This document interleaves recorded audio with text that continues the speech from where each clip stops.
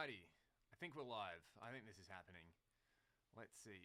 Let's see what we got. I think there's a bit of a delay going on, but I might move this so that I can see the comments on the stream. Can people hear me?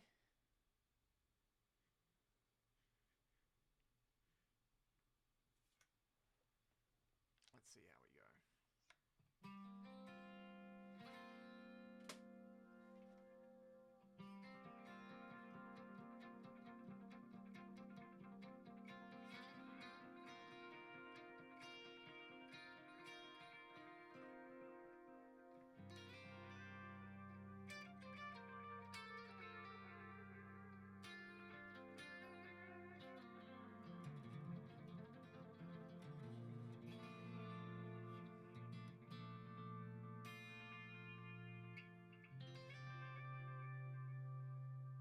How are you, mate? Can you just confirm that you can hear my voice and guitar and everything all right, and that it's not it doesn't sound like crud? Dust Devil, what's up, man?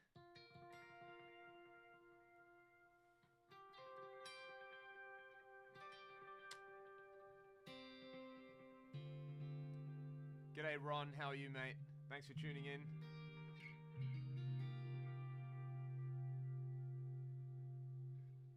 What's up, dudes? Tennessee, Wisconsin.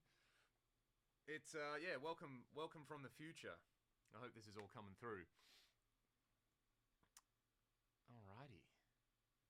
Well, no one's complained yet that they can't hear me. I'm trying a different streaming setup today, so hopefully you should be able to actually hear the sound of my guitar direct. Sounds good? Can't hear you. Damn. Can barely hear you. Alright, let's fix that, shall we? Let's fix that. Let's see if this works at all. How about now? Volume is low. Alrighty. What about now? Can you hear my voice a little bit better? Maybe I can change the streaming settings. Yeah. Voice is very gentle. Let's see if I can turn it up a little bit. What if I turn it up like that? Hopefully that should do the trick. That might be a bit better. Is that better? Is this mic just going to slowly turn the whole time? All right. Put a tube screamer in front of a mic. Oh, look, we got somebody who gets banned already.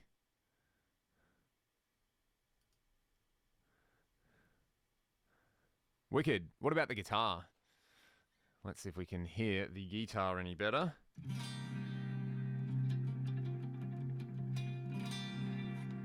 Okay, great. Let me fix this angle up then.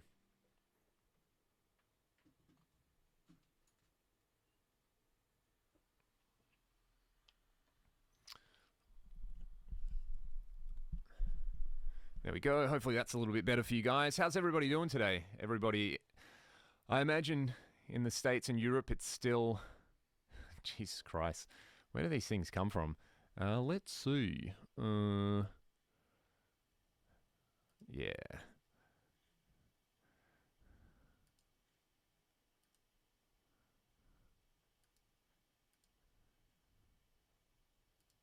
There we go. All right, I think we're getting there.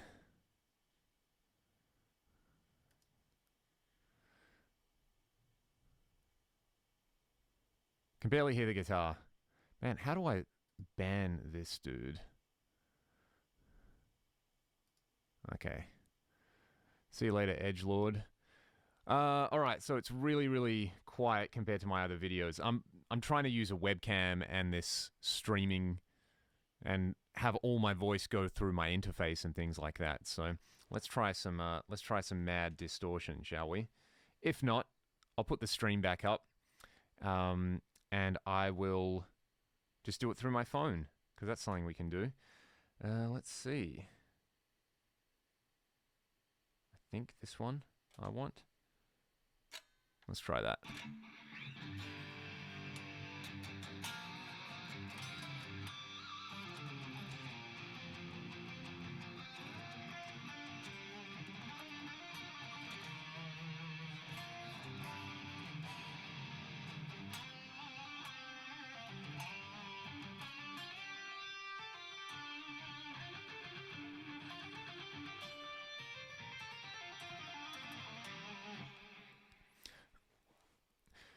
So I've taken all this time to get this set up. I hope it doesn't suck too much. Yeah, cheers guys. I'm really blown away that the channel's clicked over the 25k, and I still can't get a live stream set up properly. So guitar's quiet. All right, let me see if I can turn this up. Can't hear the guitar. Cool. Let's fix that.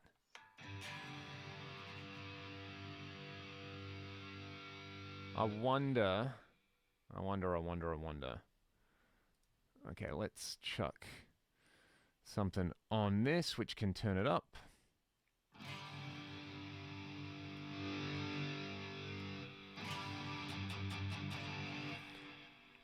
Righto, how is that for everybody? Guitar's still low. I'm using OBS, Greg. Thanks for that, mate. The voice is strong, guitar is picking up acoustic blend, but it's fine. It's always the way, isn't it? Maybe if I play the guitar down here or something. So, yeah, thanks to my buddy Greg Summers for getting me onto OBS, because it's better than the phone, but I just need to kind of figure out the optimal way to get my guitar into all of this.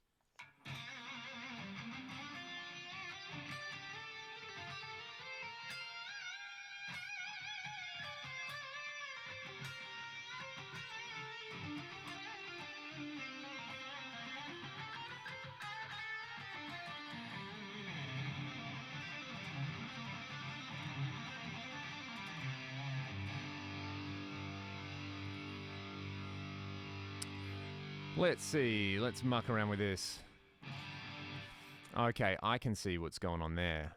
Maybe if I, maybe if I like turn my voice down and then renormalize everything, that will work. Let's see, maybe I can turn the guitar up a little bit more. Try that.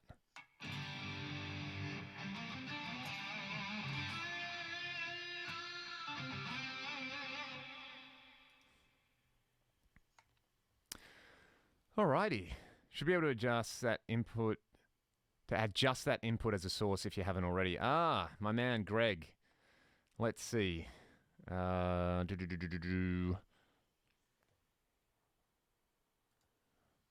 see if I can add this. Of course, I've got my webcam right in front of my screen, so we're getting there, dudes. And try standalone mixer.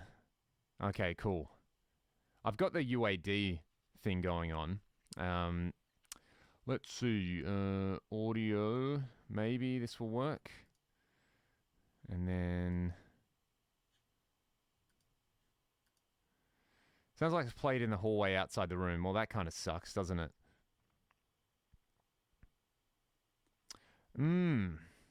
All right. Well, the guitar sounds like it's played in the hallway outside the room. That kind of sucks. Try a standalone mixer, then have a stereo out into the interface. Right. That would kind of make sense. Anyway, well, I might just turn the guitar up really loud, and then that way you can all hear it. But let's see. Did I take guitar lessons as a kid? Sort of. My dad plays guitar, so he would always just kind of chime in and be like, hey, try this. Or, hey, listen to this. It was more a, I wouldn't say there were lessons in so much as it was just kind of like, it was more like a mentor kind of role, like, you should check this out. I'm gonna move this here so it looks a bit better. All right, so hopefully that answers that question. Let's see, Jim Lund says, they've been very informative. Awesome, man, I'm really glad. How are you liking your axe, Jim?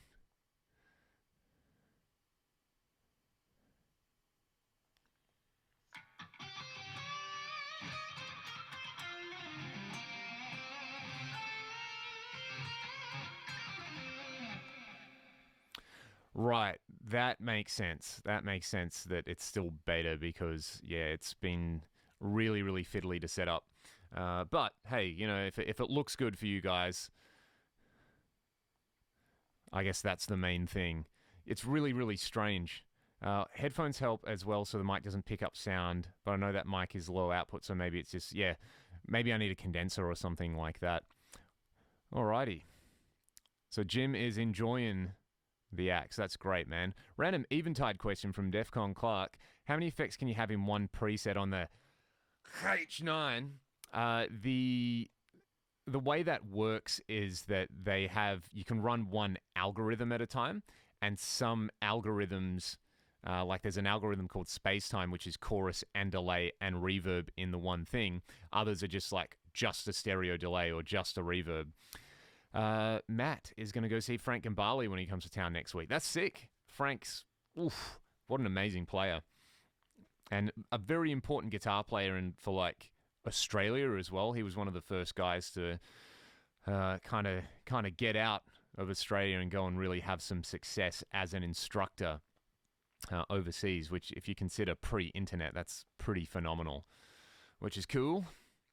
So yeah, hopefully Defcon Clark, that answers your Eventide question. I've been playing around with, I have the little MIDI commander, which somebody over here on one of the live streams suggested checking out, and it's really cool.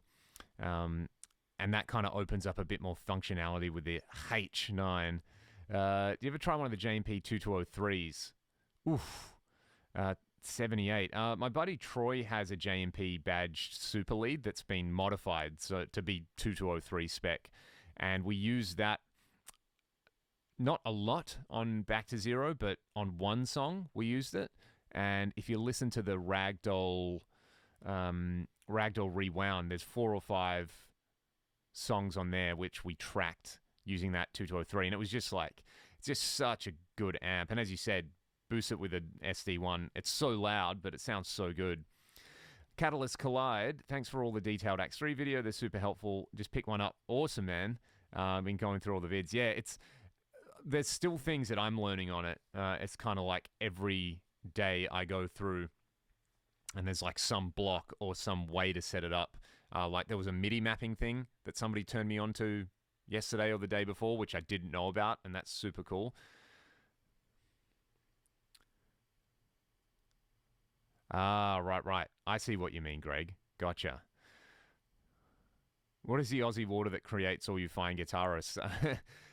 Honestly, I think Australia's not really that different to anywhere else in the world in terms of like, you know, the quality of musicianship. It's just the people that you hear about are pretty much the only people doing stuff. There's not a lot of people living in Australia. You know, I think it's like 24, 25 million people. So it would kind of, you know, you literally, there's not as much competition as somewhere like there's probably as many really good guitar players in Australia as there are in like Nashville, you know what I mean? So maybe it's just a case of, you know, we're just a bunch of like medium-sized fish in a small pond. Alrighty. Gearnerd might pick up at H9 Max. Yeah, they're pretty sick, man. I'm glad I didn't sell mine when I got an Axe FX, because there's a few sounds in there which are kind of just unique Eventide sounds. You can reverse engineer them, but, you know, that takes a lot of work when I can just plug a pedal in and get the sounds that I like. So, yeah. The new Ragdoll tracks are fantastic. Do you have your tones dialed in ahead of time, or do I just go in? It's really tempting to dial stuff in and then be like, look, my tone's ready. But part of the fun of recording, and what I enjoy about the creative process and what I enjoy about recording with amps, is that you kind of show up and you listen to the song and you dial in like an appropriate sound. And one way I like using the Axe 3 is just showing up to the session and being like, all right, what tone is going to be appropriate, and then I'll dial in a tone then and there, normally just from the front panel. And normally, to start with, it's just like amp and cab, and I set everything wide open on the amp and cab, and then we just kind of go from there. Any like post EQ will do, you know, through the preamp strips and stuff like that, kind of like the way you would with an amp. And yeah, it's basically just a substitute for my amp. So, alrighty. I hope that answers your question, RZ Tricky. Hello from Brazil. Hello from Australia, Daniel. When will Ragdoll play in Brazil? I would love to. If you know any promoters, please let me know, because I would love to come and play there. What are your musical influences? Oof, that's a big one. We'll come back around to that question at some point. Congrats on the 25 subs. Thanks, Jason. Your thoughts on the most versatile sub $1,000 guitar? That's a good question. I would be pretty tempted to say one of the PRS SE guitars. One of my buddies has the SE 245, like the SE version of my single cut, and it's pretty amazing. And I know they do. Do they do an SE custom? I feel like they do. In which case, something like that would probably be a really good way to do it. Or I saw, if you watch the channel called The Guitar Pit, he had a $1,000 Kiesel on there, like roasted maple neck. I think it was a special run, but holy moly, that thing looked and sounded incredible. All right, Greg, have a great night, man. I hope the hurricanes and all that kind of stuff are not blowing up all your gear. All right, Evan Simon, does the Axe FX 3 nail the tri-axis sound? Yes, I've done a pretty extensive A/B here, and when you put the knobs in the same place, I can't tell the difference. It's pretty incredible. I know Cliff has 2 tri-axises, and that was his gigging rig before, you know, he invented the Axe FX, so it seems like a little passion project for him to... Oh, there we go. Nick McAllister, we're talking about the Kiesel. I think we're talking about the same thing. So yeah, the tri-axis is spot on. I really like the way it sounds, and I like the C++ even more. Yeah, not many people for that big land. It's pretty crazy, hey. I mean, a lot of the interior is pretty arid, so it makes sense that no one wants to live there. In good old Australia, Jason in NYC. Man, I love that city. Ask Robert Baker to help you with your live streams and audio. He does them every week. That would be awesome. Robert's stuff looks really good. Did you guys watch his Yngwie Blues Licks thing last night? That was pretty awesome. I saw he put it up yesterday, and he's doing all that.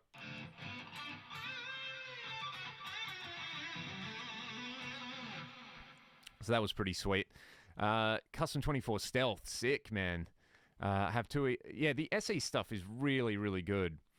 If they're going to do another Axe Fest next year, I don't. If they do, I would love to go to it because it was a really good time this year. How I tried the head rush? Yeah, one of my students has a head rush, and it's pretty cool. I wasn't that blown away with the amp tones, but for the money and for the interface and for what it does, it's pretty cool. Alrighty, where are we up to? The Tremonti SE, yeah. I've played a few of those. They just work. They just work. My right ear feels awesome, but my left ear is quite lonely. Give that open core Les Paul of yours some love for me. Ah, yeah, all right. We'll do that in a few minutes when I can be bothered to get up and once I catch up to all the questions. No, you're not too late, Stefan. Ask away. Thank you for your vids. Yeah, lots of Axe FX people in here today, which is fun. Yeah. Oh, well, there you go. Yeah, Chris, I'm watching a lot of his channel. Yeah, that's been nice because I like the way he breaks up the review with playing, and yeah, it's kind of like you're chatting to a good mate about guitars, the way he does his reviews. It doesn't seem like, awesome, you need to go and buy this thing, which I'm kind of never a fan of, so... All right, Sasha Guitar no Cruter, running 4-cable method. What amp are you using with your 4-cable method? Because that would be interesting to know. I wonder if I unplug this mic and just play guitar, if you guys will hear the guitar okay.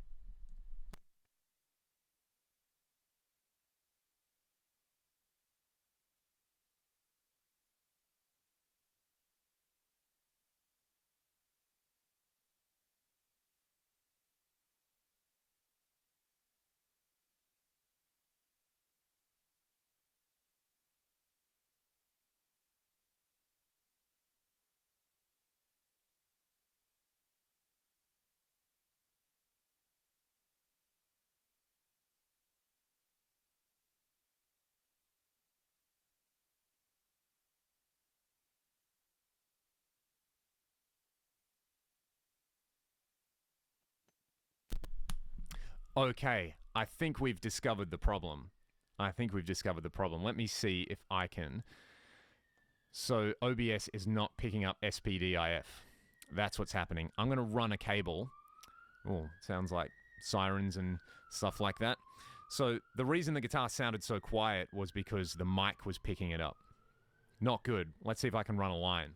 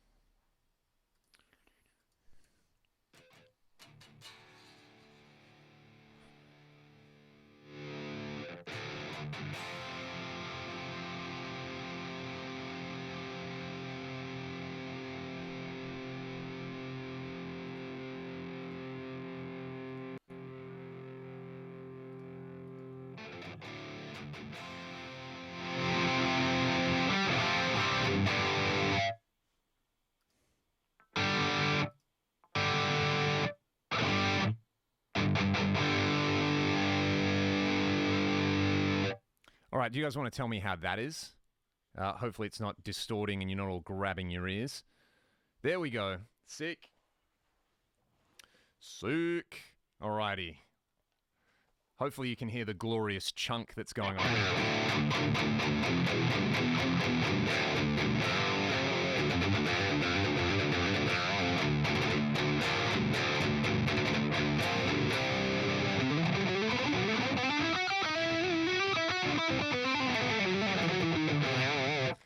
Okay, that makes sense. So, I'm using my Apollo Twin. SPDIF isn't going through there, so that's something that's happening. But I connected it to one of the... we got stereo signal, guitar on left, mic on right. Well, that's interesting. I wonder why it's doing that. Because none of my panning settings are doing that. It's probably some internal thing, but who knows? Who knows? I can just softly play the whole time. Wow, that's pretty heavily gated. I can't even turn my volume control down on that. I'll try a different preset, something a little smoother, a little cleaner. Where's me kitchen sink preset? There we go. Okay, that's a bit better. I'll just change one setting on this. Output 1 can go some. Sweet. Alrighty. I got some questions to pick up. Let's see. Yeah, the UAD routing. Man, I don't know. It's a rabbit hole. No guitar, no sound. Might be. Yeah, I'm sure there's something going on there.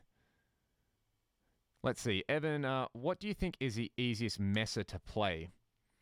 Oh, the one you prefer. Yeah, it's really funny you mentioned Mesas because for a long time I was like, nah, Mesa boogies suck. And I always remember in 2014, we did this really like intense tour of the United States. I think at one stage we did like 15 shows in 14 days or something. And we did a gig in a place called Durango in Colorado. So we drove 7 hours through the Rockies, this like insane drive, and we showed up to what we thought was this venue, and it was literally someone's house, but they had a venue in their garage. Like, it was the coolest garage ever. It was like fully soundproof, decked out. There was a permanent stage, permanent backline, and the backline guitar amp was a triple rectifier, and it just kind of wasn't dialed in the way I liked it. So I plugged it in and I was like, oh, this is the worst guitar tone I've ever had in my life. And I wasn't into it. And then like a year later, we were recording Rewind Your Mind, the single. And I was like, I kind of want this like chunky thing going on. And we plugged in a Mesa Roadster and it was the sound. And I fell in love with that. And I immediately went and bought my dual rec, which I got really lucky and I bought a Rev G. I didn't know what any of that stuff was. And that kind of started my Messer obsession. Then when I moved over to the Axe effects, I discovered I really liked the Mark series stuff. So I really like the feel of the Mark series. They're just tight and percussive and yeah, really, really cool. Really cool. All right. Pan to the middle. Yeah, everything's pan to the middle, but it might be, I don't know. Hey, it's Ryan. I just did an interview, by the way. You can see Ryan is tuned in. We had a 2.5 hour chat, and that was yesterday. That was awesome. One of the better interviews I've ever done in my life. So Ryan, if you have the link for that handy, chuck it in the comments so the kind people in the live chats can weigh in. It's like the Fractal forums in here tonight. Yeah, I think there's a lot of people in there. They actually put up something about the FM3 as well. So you can go to the Fractal forums, and rather than ask me about when it's going to come out, because I don't know, but they did mention there is a delay with it, which, is unfortunate, but I'm sure when it comes, it will be awesome. You guys can hear my guitar, can't you? Yeah, this is the carbon fiber guitar, which has come all the way from South Africa, made by these guys, Rubato Guitars. So they are, I believe, they've started manufacturing this model, so they're pretty much a fresh, brand new company. And this thing's ridiculous. Like it's kind of like it's like a Formula One car. Like a Formula One car compared to a normal guitar because of the weight and how streamlined it is. You can see how thin it is, but it doesn't feel like a thin guitar. It just sits on your body really nicely, and it's light, and yeah, it's pretty crazy. Pretty crazy. How many people are in here at the moment? Ask some questions. There's, if you feel like you're late to the chat, you're not. I'll try to get through and answer everyone's questions. All right. What's your favorite Axe preset for your PRS SC245?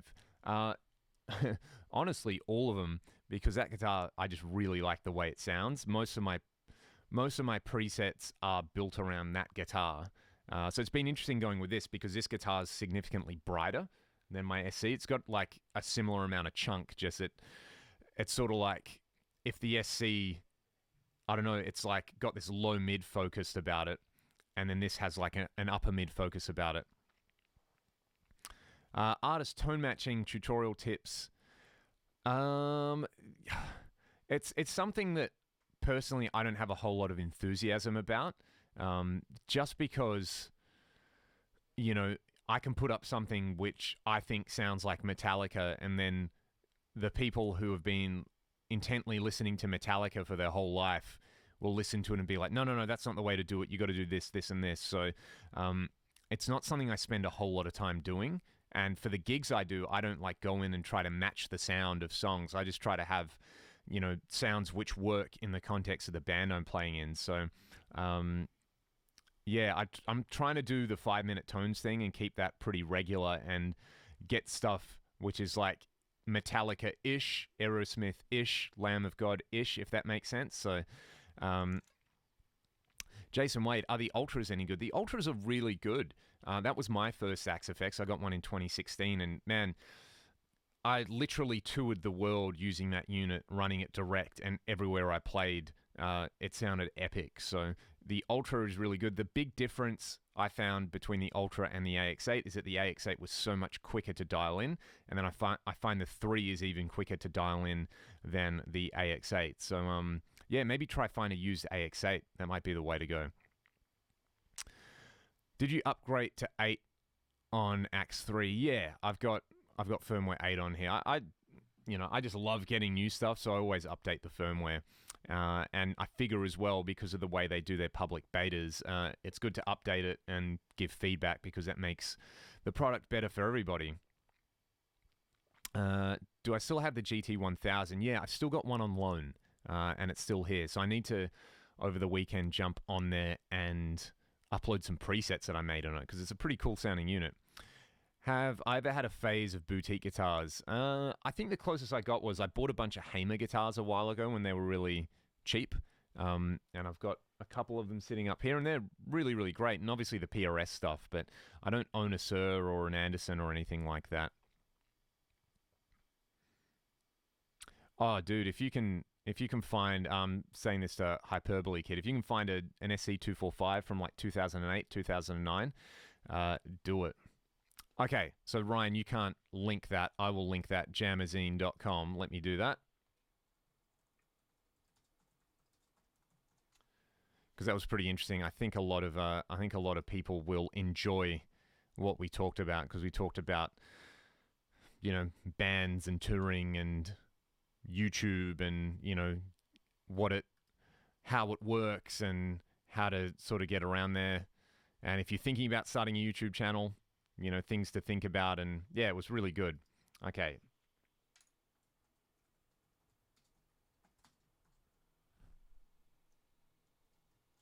I can't paste it in here. Why is that?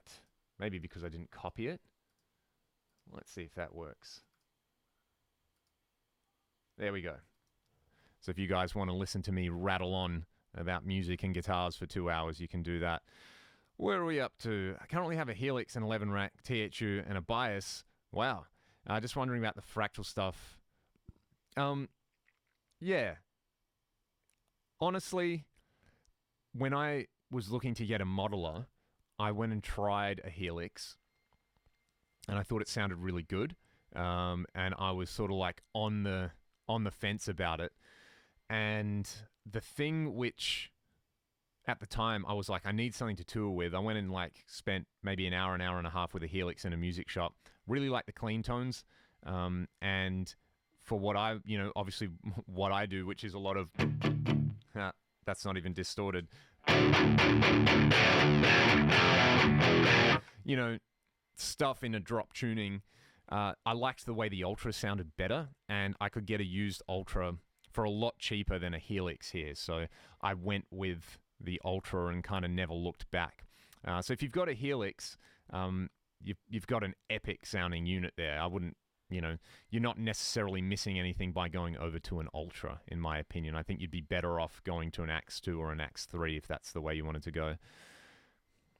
Yeah, firmware 8. It's pretty good. I really like that you can do.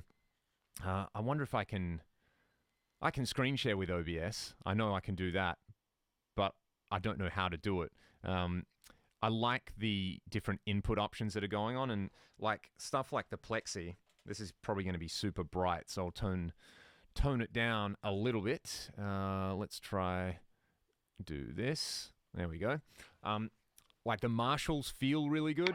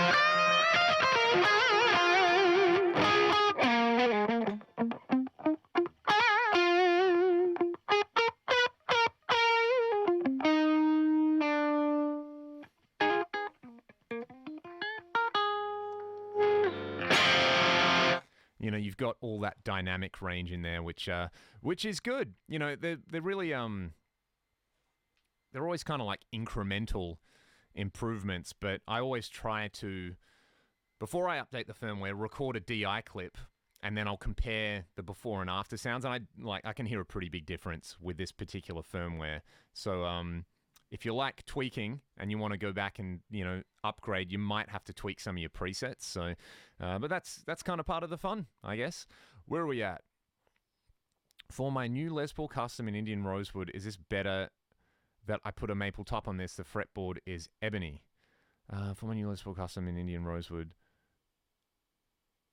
are you making a Les Paul custom style guitar? Is that what you're doing, or are you ordering one?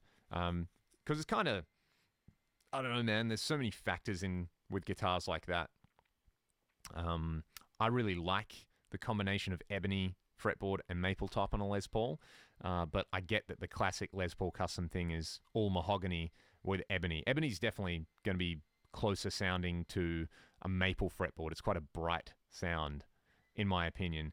Axe FX 3, not just because it's great, because the FM3 is now... Yeah, I mean, that's unfortunate, but I guess there's been, like, for anybody who's aware, like, all the tiny little components that they use to make these things, whether it's for the Kemper or the Helix or stuff like that, there's, like, a massive supply shortage just across the world. So I imagine, from what I understand, you know, basically Fractal supplier kind of dogged them.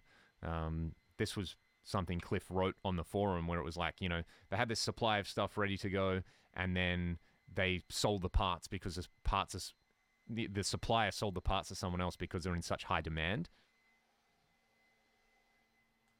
Let's move that, shall we? All right, where are we at?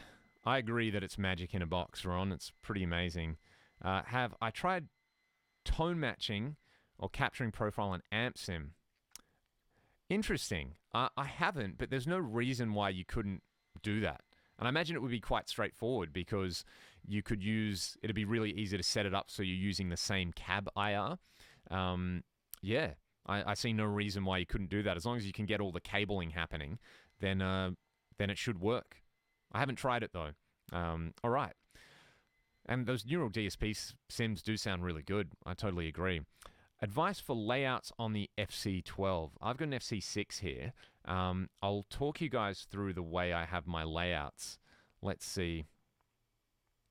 Can I put this up here? We'll put the webcam down there. I'll do this. I'll move the webcam. Hey, here we go. Or maybe I'll just do this. So the way I have my layout... Now, this is dumb. I'm not going to be able to hold that. It's a bit too heavy. Let's do this. Okay. Hopefully you guys can see that. So the way I have my layouts, I have 3 main layouts. And the way I run them is I have scenes. So this is my scenes layout. And, you know, I can select on this preset my different scenes. Then if I've got tap tempo down here, and if I hold that, I've got the tuner, which is great. And then if I had an FC12, what I would do is I would have probably all my scenes along the bottom, and then I would put effects along the top. But in this case, I've got scenes here. Then if I press this top right button, I go to a bunch of the effects that I use all the time. And I've got this other layout, which is more effects. And then this one takes me back to scenes. So those 3 are basically linked across. And that's sort of like the main way I set everything up with the FC6. But if you're using an FC12, obviously you could roll 2 of those layouts into one. So what I might have is like a bottom row of scenes and then a top row of all the effects, and I probably wouldn't need to switch anything, which would be awesome. Or you can have, you know, your control switches, and you can have all the other cool stuff that we love about, you know, the Axe effects, where you can assign different things. And I would definitely have a performance mode with like the looper set up, because, you know, just being able to sit there and play the looper is super fun, and I can access that kind of quickly, but it would be way easier on FC12, you know?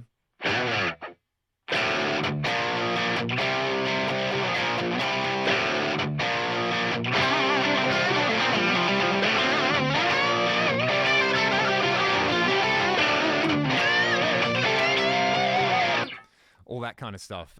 It's a pretty inspiring little thing, you know. If you just have a riff idea, you can capture it immediately.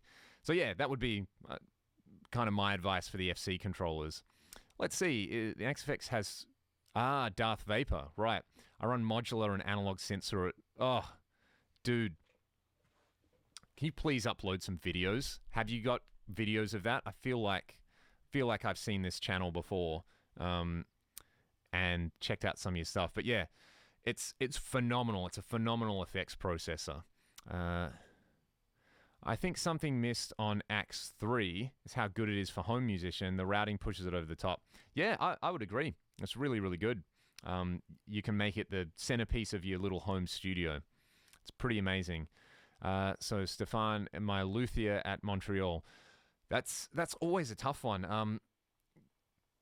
Yeah, I don't know, man. Unfortunately, with those kind of things, it's not like you can build the guitar and easily just swap different fretboards in. So I would probably listen to your luthier's advice on that because they probably have more experience than I do. All right, where are we at? Yeah, can I run synths through this thing and have you guys listen to it? Maybe. I've only got soft synths here at the moment, but I've actually done a video using the synth on it with like a synth patch. So I've got the Arturia suite, so a lot of like cool analog style synths, little plugins, and they sound great. There's so many cool things you can do, like all the shimmery reverbs, and if you like Blade Runner like I do, actually there's a really cool Blade Runner preset that Matt Picone made, which is pretty amazing. This one.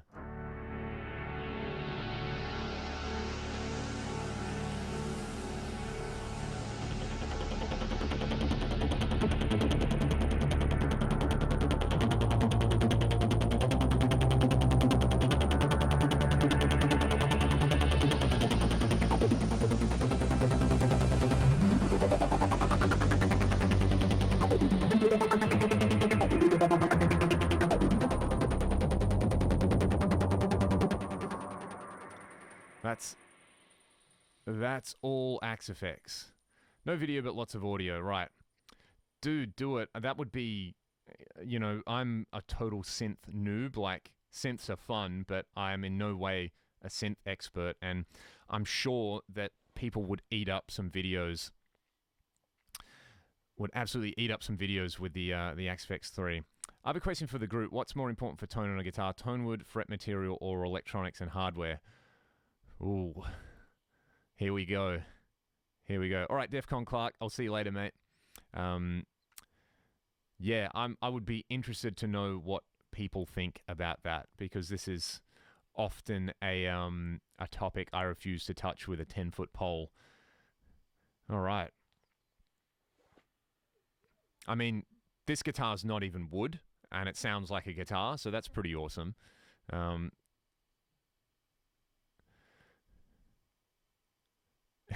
I like that. SRV could play a rubber band on a broomstick. He probably did at some stage. I would not be surprised if video exists of that. Let's see. Where are we at? We got some sounds. This is good. Ooh, I really like... Someone asked about whether this thing does clean sounds, and it certainly does. It does some really sparkly, shiny cleans.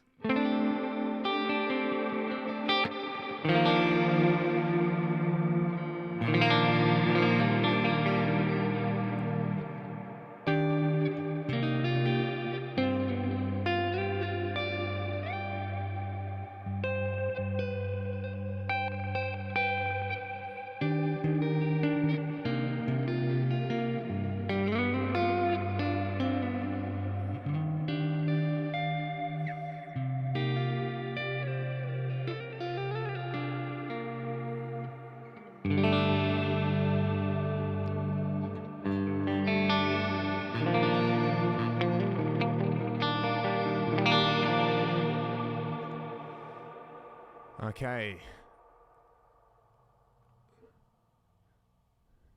Yeah, I think that's a good way of putting it. Like, a guitar is more than the sum of the parts a lot of the time.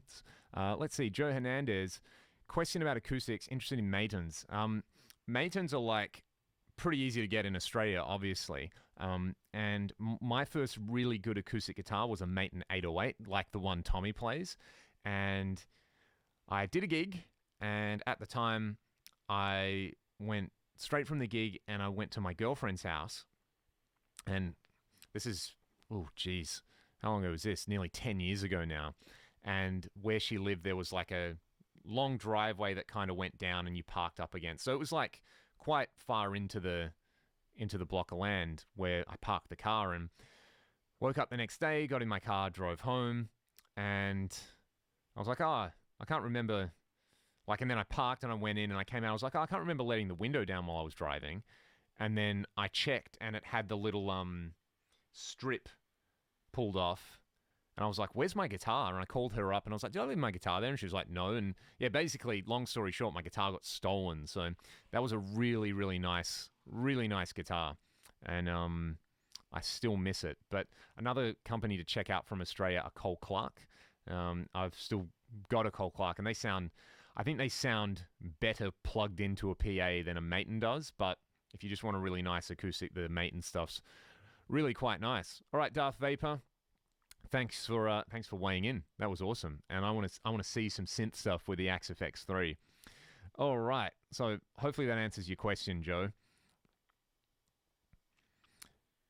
In other words, yeah, they're pretty good, but I mean, they're also probably a pain in the backside to get wherever you live. So they're by no means, like, they've got a character, you know what I mean? They're by no means like, oh my God, they're the most incredible thing you'll ever play in your life. You have to get one. Let's see. All right, Ryan, peace out, man. That was an awesome interview yesterday. Cole Clark, is that what you want the spelling for? I'll put it in here. There we go. This one for RZ Tricky. Yeah, I've been using that cab a lot.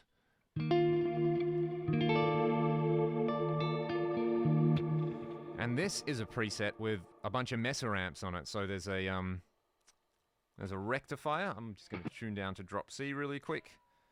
Give it some chug-a-chug.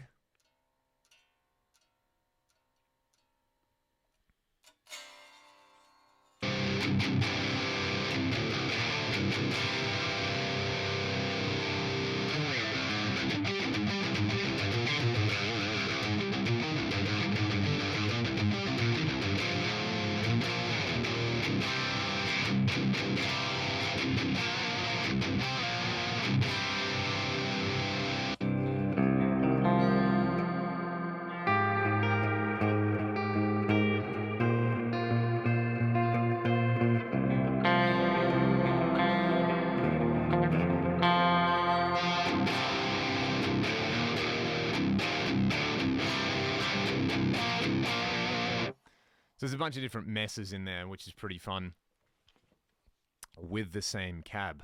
I'm just going to move this down a bit, I think. Alrighty. Wicked. There was a question, actually, that I wanted to get to that somebody asked me. Let me see. It wasn't in the live chat, but it was something that somebody posted. I saw it last night, talking about... How good's my memory, hey?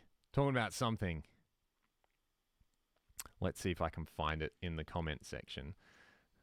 Might have been about the Axe. It might have been about amps or something. I felt like it was something which would be worth adding to the sort of thing. Let's see. Oh, man, there's no way I'm going to find this. I uploaded a video that's got a lot of comments on it. Yay. No, hang on. I should be able to find that. Let's see. Okay.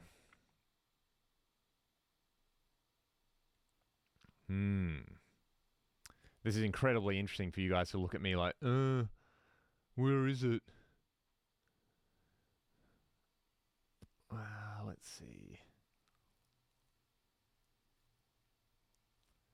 Okay, dokie.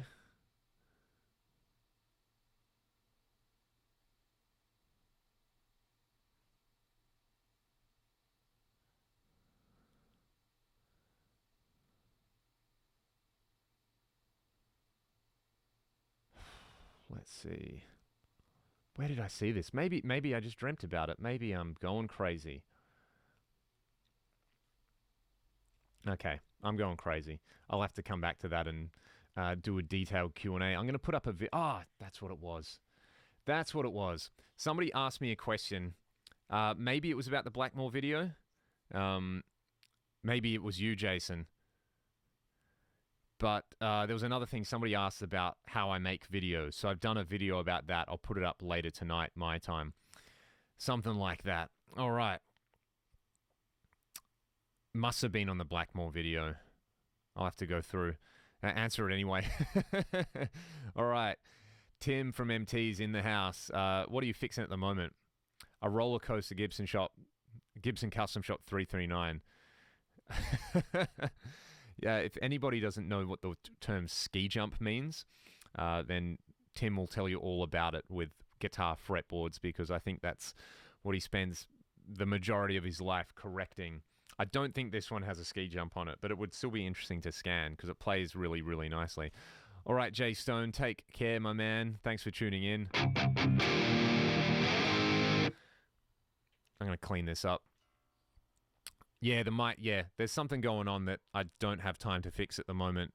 I think it's an internal routing thing with the UAD, and however the webcam's picking up the stream, so you can hear guitar on one side and mic on the other, which is never fun.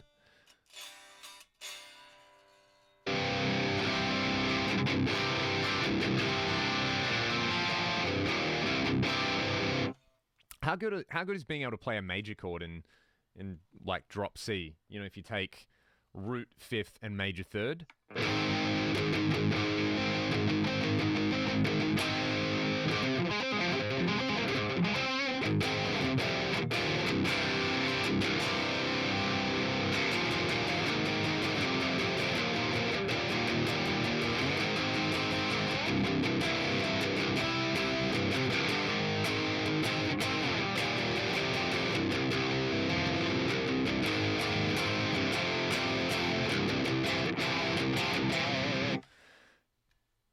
Oh, it's fun. I really, really like this tuning. All right, so yeah. What was my question again? You guys are watching me just break down live. Oh yeah, I already answered that. It was about video. That's right. I got to upload that video. I got to remind myself to upload that one. If you guys have any more questions, get them in. If you guys want me to play something, or you have questions about playing or gear or technique or anything, or guitars you want to hear me play, please let me know, because that's the whole point. We're on here and I'm hearing weird noises above my head. It's probably one of the cats playing with a marble. That would make sense. That's what... what about your riff from last week's coffee? That one, yeah. It will not surprise you guys that I've done exactly zero work on that, but I have been meaning to get back to it and play around with it, because I thought that was really fun, that particular riff, and especially the harmony stuff on there. I really, really love harmony guitars, so I've been working on some stuff for the latest Ragdoll. Like we've been back rehearsing and working on arrangements, and we kind of we had this one song which we thought was ready to go, and then we played it and we ended up rewriting a bunch of sections, and there's one part with this really cool like proggy riff in it that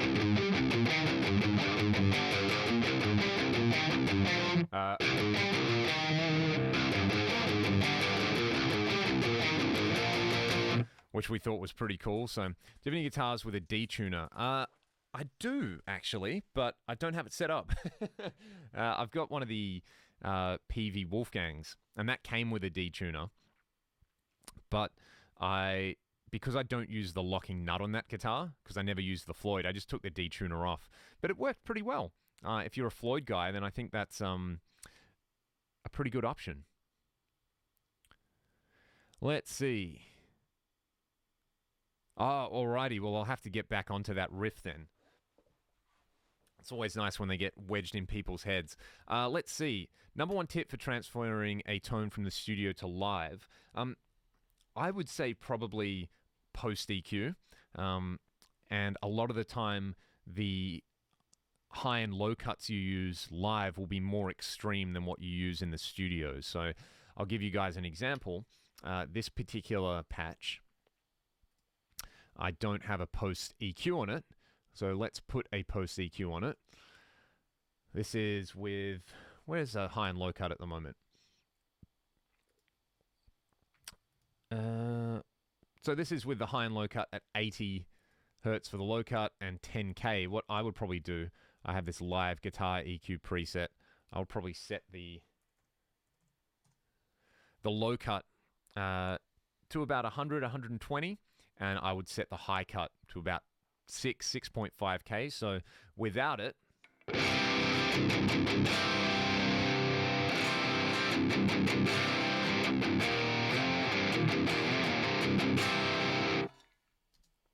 so it takes out a lot of that excess fizz in the top end, which you don't need. You need mids when you play live to cut through, and taking out that fizz, I think, really helps. Alrighty. Jason Wade, 2 Wolfgang's detuners. They work well. Great. Yeah. I've got a bass with the hip shot, like drop D thing on it, which we used a lot when half our set used to be standard, half was drop D. So Ryan used that a lot to go between different songs, and he kind of had some cool moves with it where he would use it during a song. So 6.5K post cabinet. I always put the EQ stuff on post cabinet. So if you've got delays and stuff like that, you're not messing with all of that. So yeah, post cab with that kind of setting, and play around with it by all means. Let's see if I can actually share my screen. Let's see if I can do that. Display capture. Would that work? Hey, whoa. Okay, let's see. There we go. Let's see if I can do this. As you guys can see, well, let me bring up my live preset. How does that sound? So I've got the amp, the cab, and a parametric EQ. Hopefully you guys can see all of this. And where is my... So in this preset, I've got it at 7.5K. And I've also made a couple of little dips with a really high Q. One at, 3749, and another one at a little under 5K. I've just pulled a little bit of those really, really harsh frequencies out there. Let me turn this off.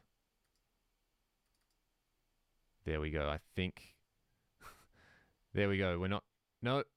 What's happening? I don't know what I'm doing. All right, we're back. Great. Let's see. So yeah, and again, it's kind of a gig by gig, room by room kind of thing. Hello, Brazil, and hello, Fabricio. Man, that's awesome. That's so cool to know. I was saying earlier in the chat, I'd love to go to Brazil one day and play music. What order in modeled amps? Boost, EQ, pre-boost, pre-EQ, EQ. Are you talking about the internal modeling of the amp block? Because I actually don't know. I don't mix and master the Ragdoll albums ourselves.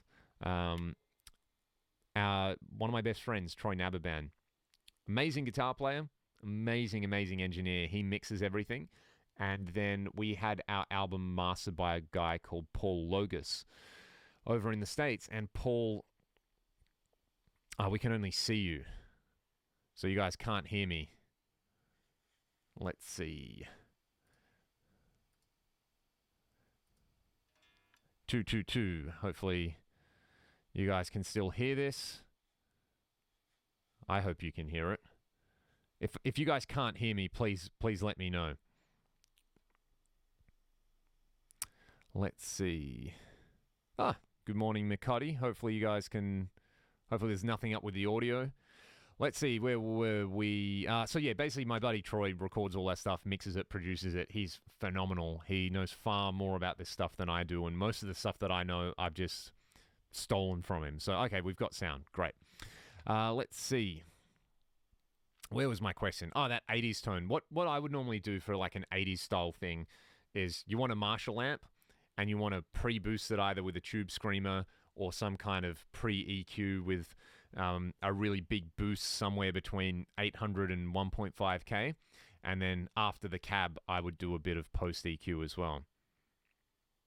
Ah, you can't see us messing with the presets. Okay, so that didn't work. All right, Joe, peace out, man. Probably getting a bit closer to this mic. 6 in the morning. A nice way to start the day with some of this.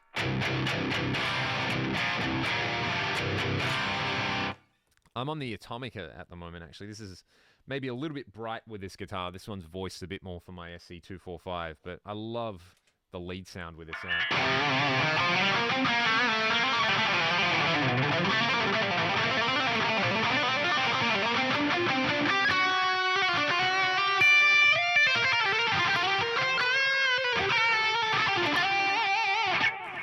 Yeah, smooth stuff.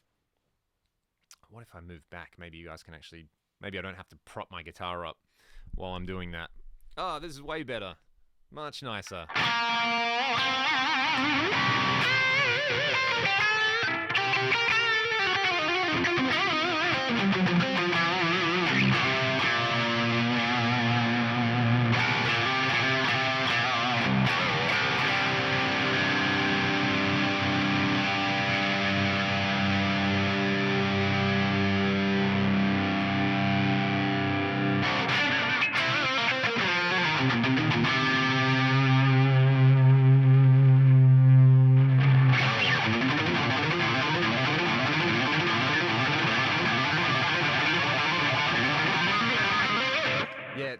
This like guitar is so fast, but that Atomica, it's just kind of like a popping out. Yeah, let's get the Les Paul.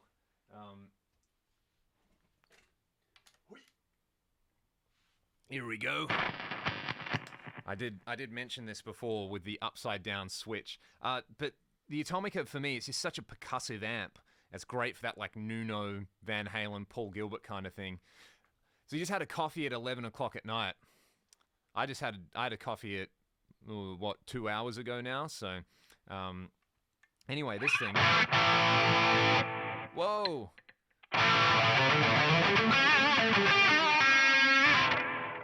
Let me tune it first. This is actually in standard tuning, which, believe it or not, I do play in standard tuning from time to time.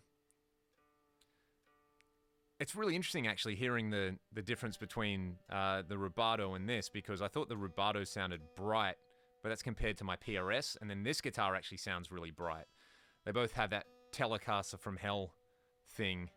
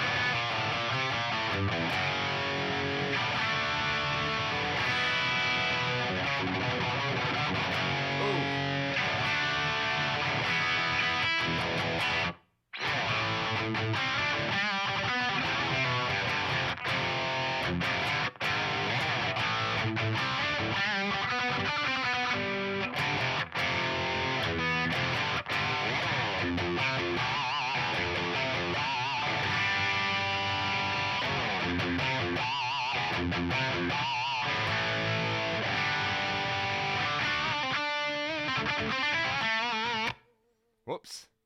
I need to fix the wiring on this guitar, don't I? There it is.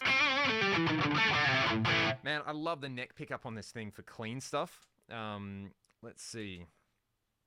Where's a cleaner preset? Oh, I can't go any further down than that. Whoa. Hang on. Hang on, what the hell have I done here?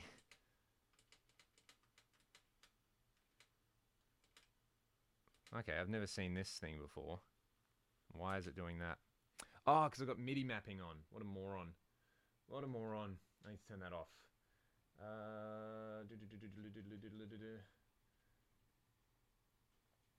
let's see. Program change mapping off. Okay, I think we're back. Hey, here's my presets. This is good. Thought I was going mad for a second. So yeah, this particular guitar on the neck pickup.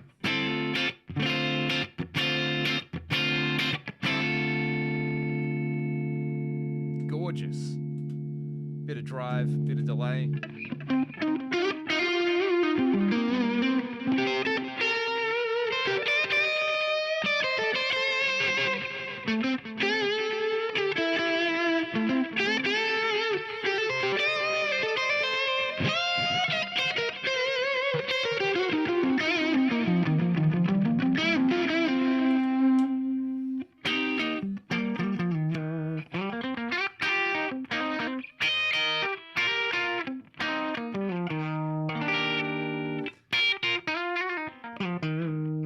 So yeah, this is a pretty special, good Les Paul. Let's see. Yeah, man, Bark at the Moon. Do I know any Badlands? Hey, you guys are talking my language. Let's go back to the Atomica, because that's kind of the vibe. Modified Marshall. I think we're here.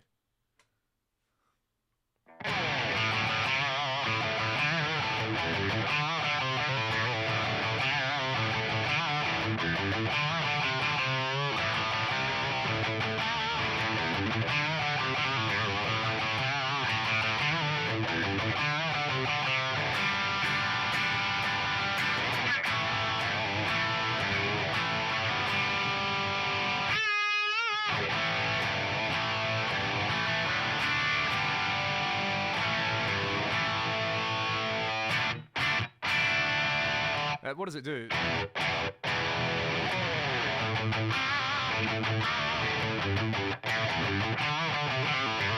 Yeah, God, that's a good album.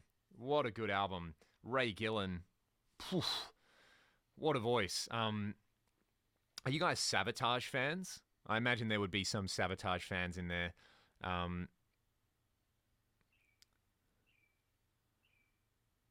Yeah, who's saying this? Felipe Costa. I agree. Like, this is a 2002 Standard Premium Plus. The weight's really nice. The top's phenomenal. This one's pretty beat up, but yeah, it just you know, it's got like a 60s style neck. It's really nice. Nuno tone, that would be pretty cool.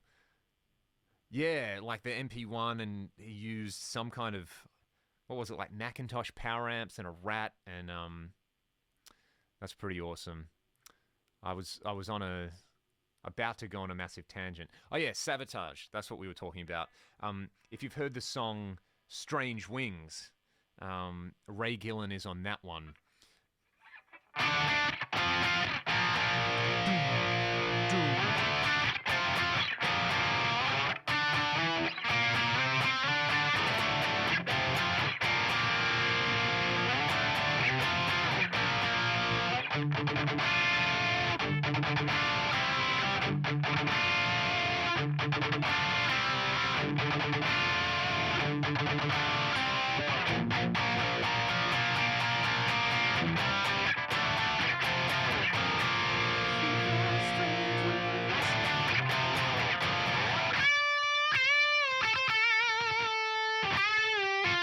What does he do? Like, I love the way Chris uses those, like.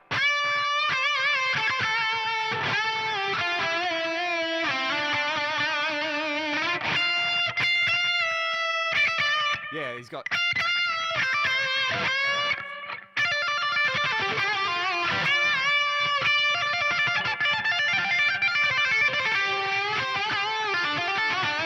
He was like such an aggressive player, but such a bluesy player as well.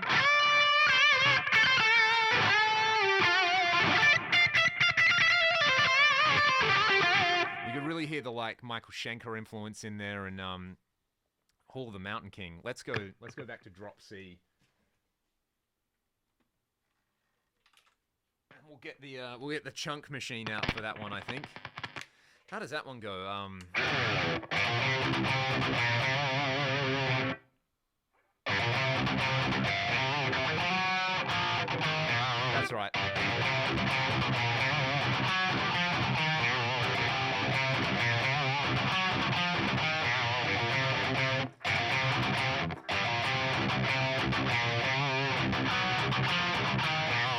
Yeah, there we go.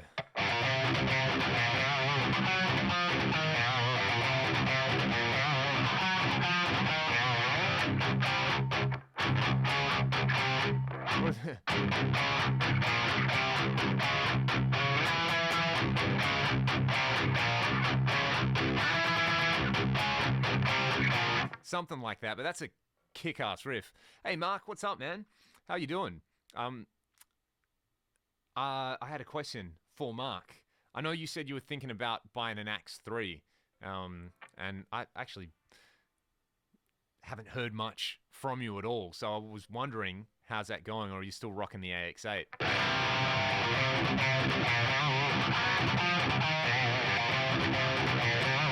God, that's a good riff. I remember why I got into drop tunings after hearing that. I'll just let the cat out, dudes.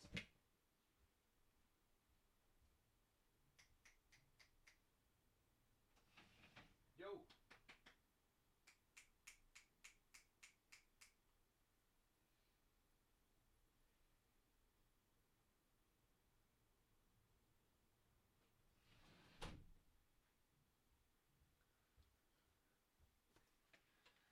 Yeah, this is pretty much my life, playing riffs and then letting the cats in or out. Yeah, man. Chris is one of those players where sometimes I hear stuff and it's like, all right, I know how that works. And then he'll play a lick where it's like, where the hell did that come from? And how do you do that? I always think Edge of Thorns, like...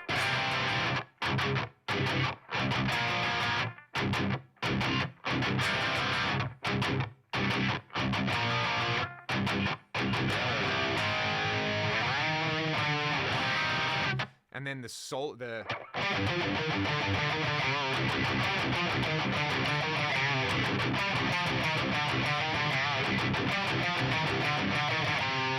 and the first lick in that solo, what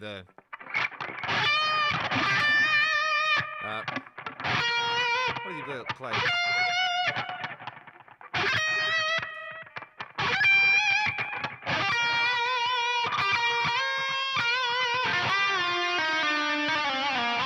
Yeah, that.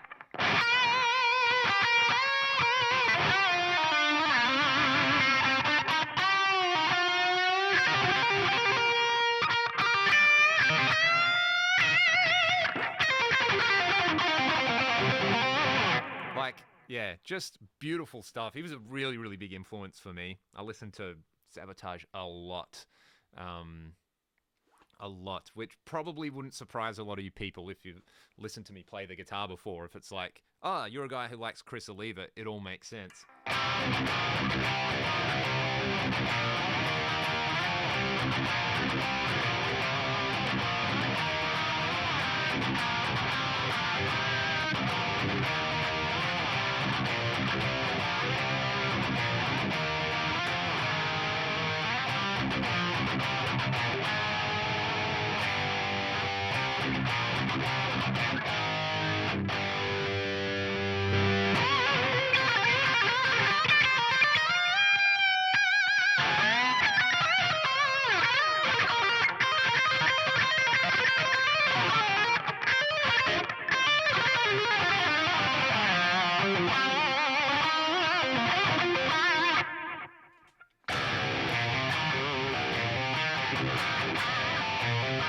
There's that song Lights Out, which on the Edge of Thorns album, which I now realize sounds a lot like Playing God.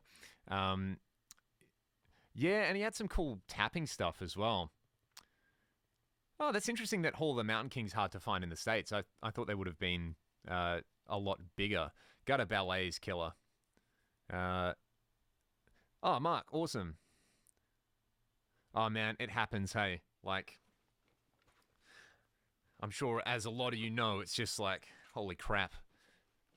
I think I'll play guitar today, and then like a week later, you're like, I still haven't got around to that. Someone mentioned Andy LaRocque, another big influence to me. Like, oh God. Yeah, I listened to a lot of King Diamond and a lot of Sabotage around the same time. So those two guys are kind of baked into my DNA. And then what was I going to say? Yeah, about 4 or 5 years ago, me and a bunch of my mates, we did a night of King Diamond, which was which was so much fun. I got to remember some of those riffs. Half of it was like Merciful Fate, half of it was like King Diamond solo stuff.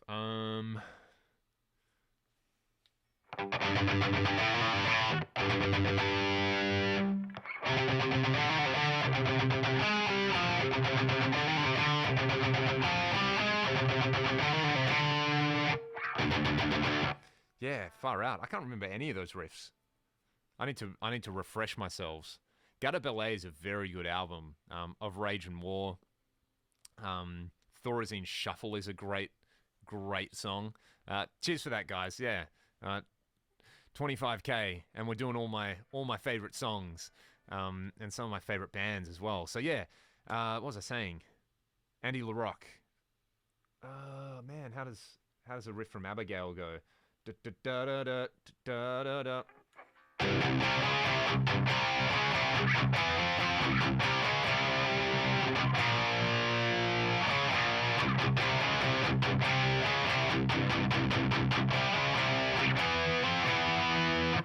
That just going through those songs. Yeah, it's always in E as well, so not perfect for this guitar. I'll grab the Les Paul.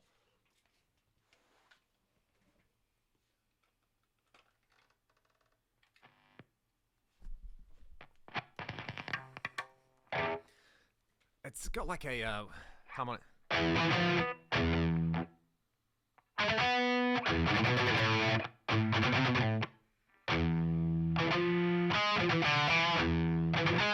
It's kind of like, to me, it sounds like they took Gates of Babylon and made it more metal.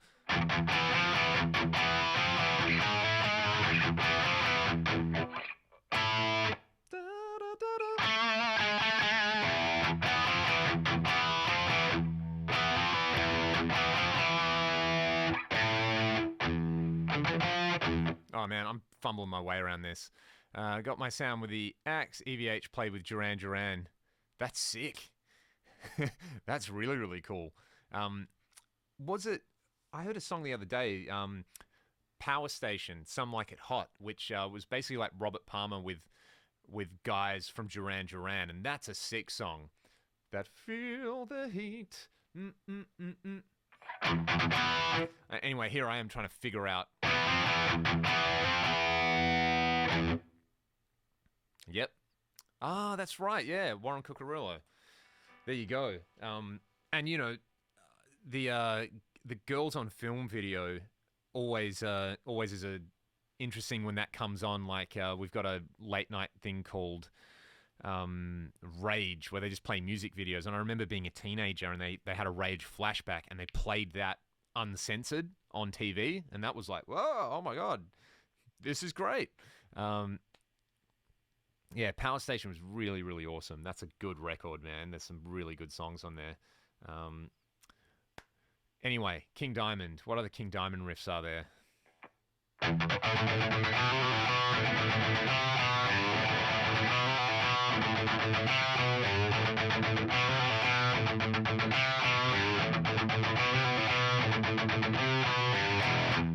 Yeah, I love that a lot of their stuff is in 6 as well. That's one thing that I noticed learning a lot of those songs. Like LaRocque writes in 6 quite a bit.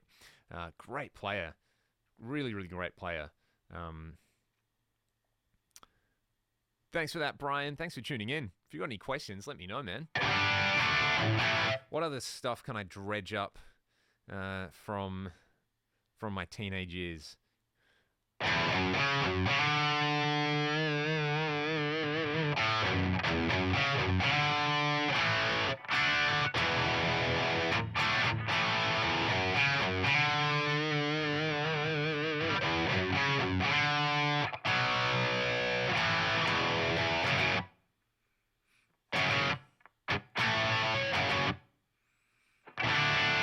Man, I really cannot remember how to play a lot of this stuff.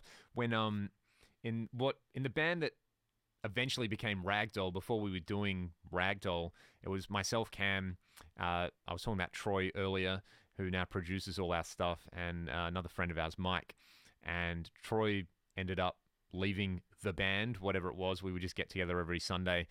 And myself, Cam, and our buddy Mike, we started auditioning singers, and the songs the songs were ridiculous, because it was like, imagine rocking up for a singing audition and you have to sing,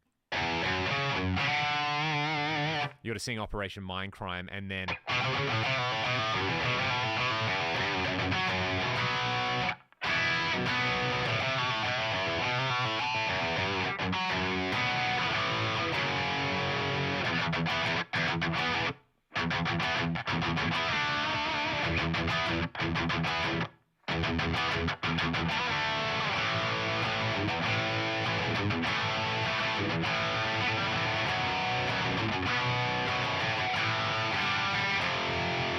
having to sing Still of the Night, and there was some other, I think there's a Crew song in there.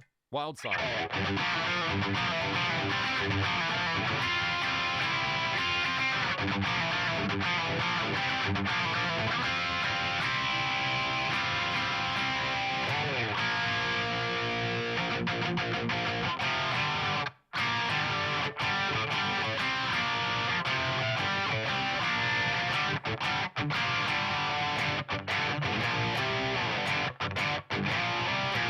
Yeah, that's right.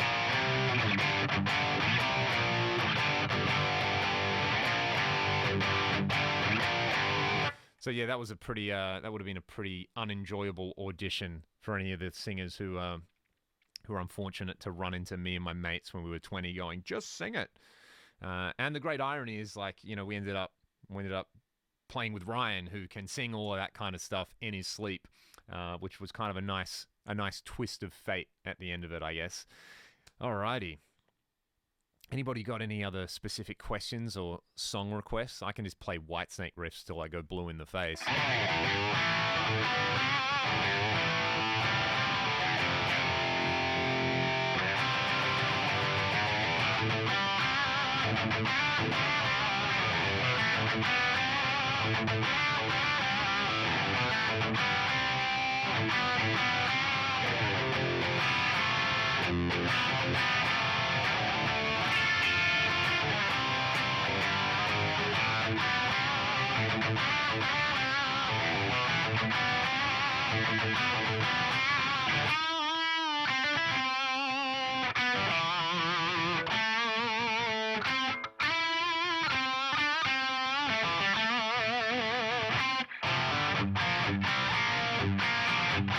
Crying in the Rain solo slow.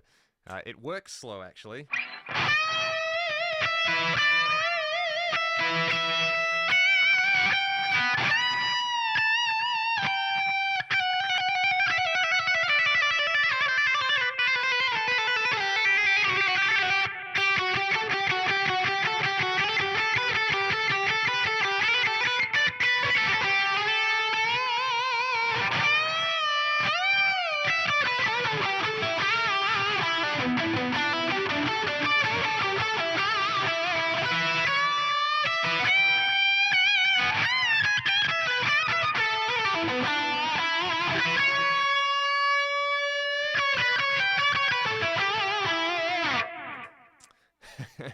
Somebody did ask me about influences earlier, so I'm slowly just playing all the influences. So, oh, cool. That's really cool, Brian. Yeah, a lot of the stuff, I figure with the Axe FX 3 tips, they're going to apply on any kind of modeler, because it's just general stuff. It's laid out like a bunch of great audio gear sitting in there. So, yeah, that's really cool to know. My favorite band when I was a kid, I reckon at the start, it was probably Thin Lizzy. So...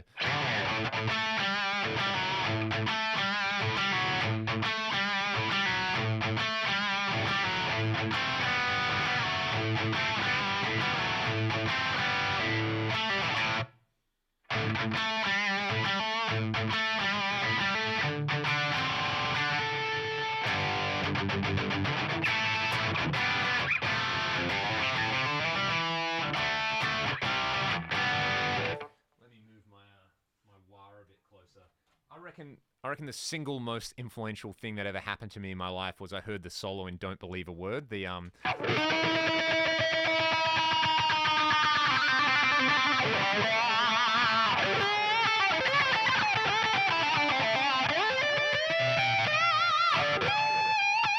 or whatever he does, but he starts with this wah wah like.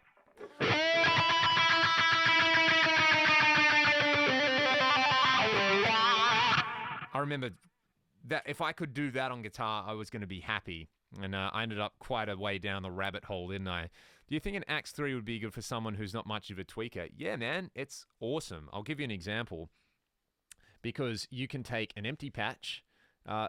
Just a question, who asked that? Nigel, what sort of amp do you like the sound of? So if you can tell me that, I'll just basically bring up an amp and a cab. And then drop some like stock delays and reverbs and drives in, and it kills. It's really great. And we'll let's see. There's my ins and outs. So at the moment you've just got DI guitar. How good's that?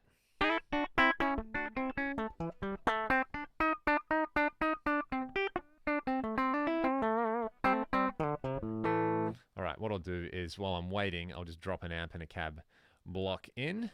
We got an amp, we got a cab. I'm going to use my stock standard Marshall TV mix thing. You have a Friedman small box? What cab do you have, Nigel? Oh, I'm going to use this greenback cab anyway, so there is a small box model. And yeah, this one always sounds pretty good at stock settings.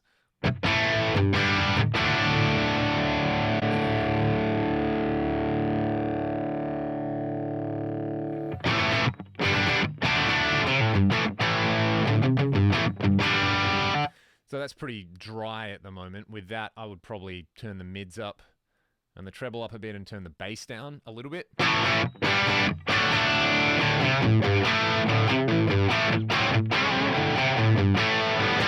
Oh, that sounds good.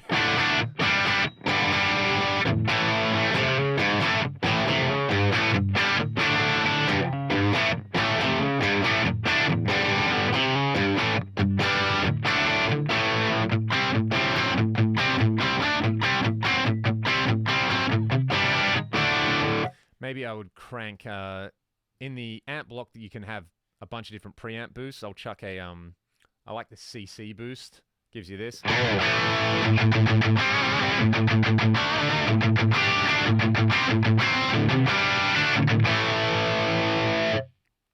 And then if I wanted like crazy amounts of gain, I just turn the gain up. I can chuck a delay block on there. This is just a stock mono delay.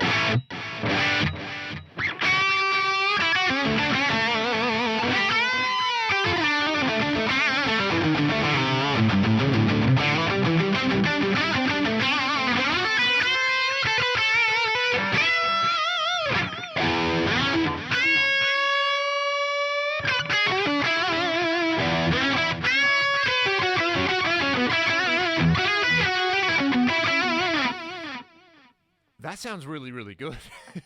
It's always a bit, you know, little bit embarrassing when you spend 3 minutes on a tone and like it more than something that you've spent hours dialing in. But hopefully that gives you an idea. I'm just been messing with Axe Edit.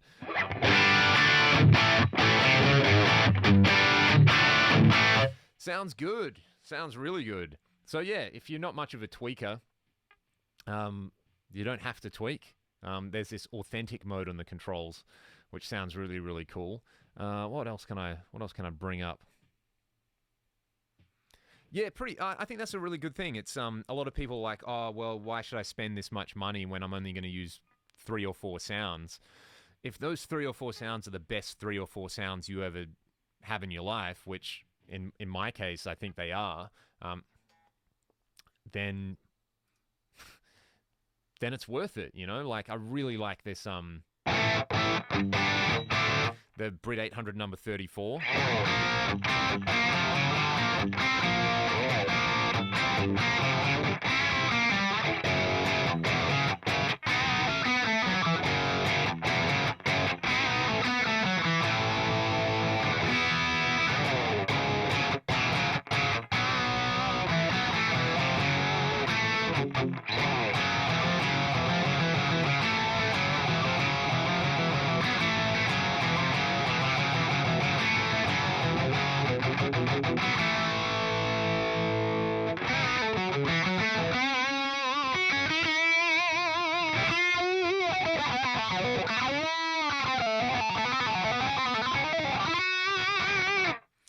That's a really good sounding one. Video on 80s metal tone, use the overdrive in the preamp section. What is the difference between the overdrive block and the overdrive in the preamp section? Essentially, I think the overdrive in the amp block is set up so that, when you take a tube screamer and you turn the drive on 0 and the level on 10 to pre-boost a high gain amp, I think they're set up like that, whereas obviously in the amp block you've got control over the gain. So I really like, say, this is a recto patch, which is going to be super flub at the moment, but there's a model of the Fort and Grind in there. So this is without the grind. Might just turn the amp up a bit. And, it's kind of just like fizzy and recto-y.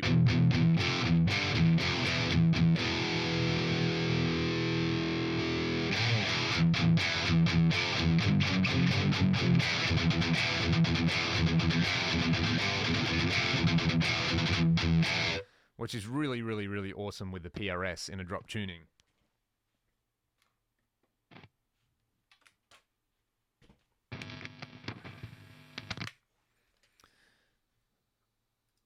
So no grind.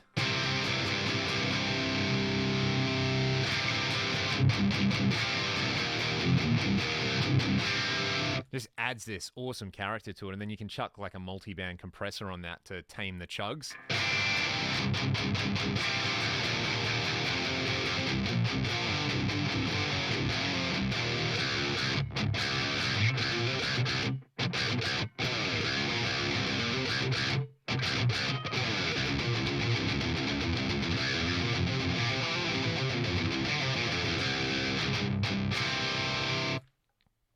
What are we talking about as well? The headstock. Yeah, that'd be interesting seeing like a PRS headstock on just a classic single cut.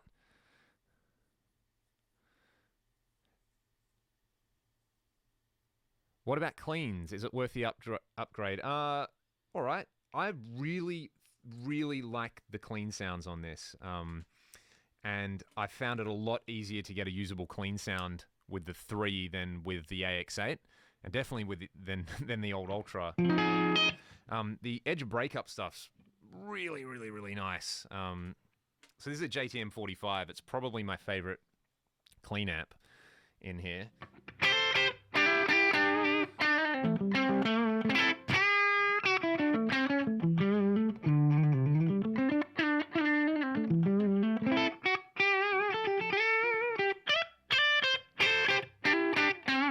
And then if you want to put a pedal in front of it,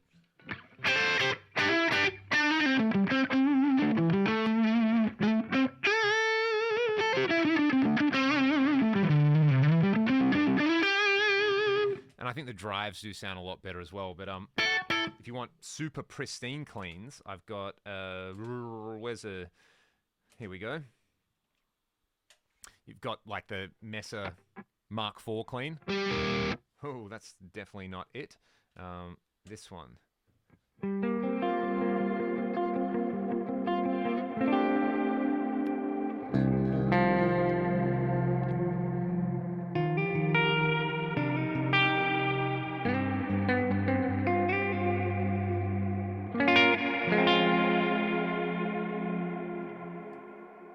That's with a bit of the Plex reverb, which is ridiculous for clean stuff. And there's every type of Fender and Vox.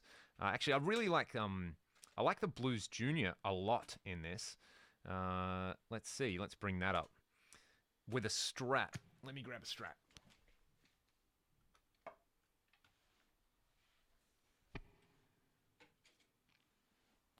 This is such a like happy place, clean sound for me.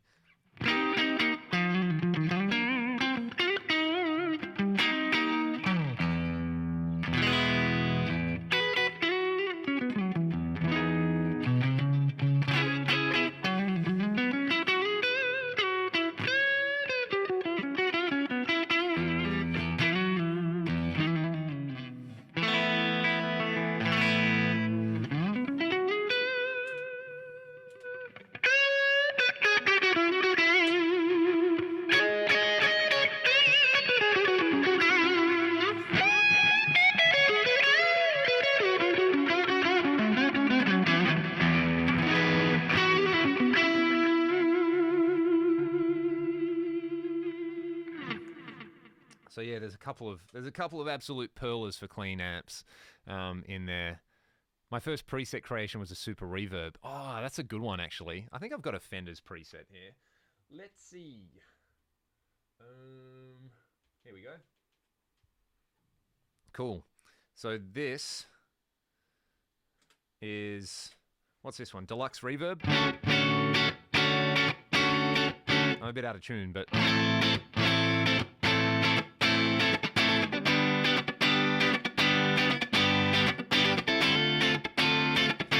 Deluxe Reverb Vibrolux is one of my favorites.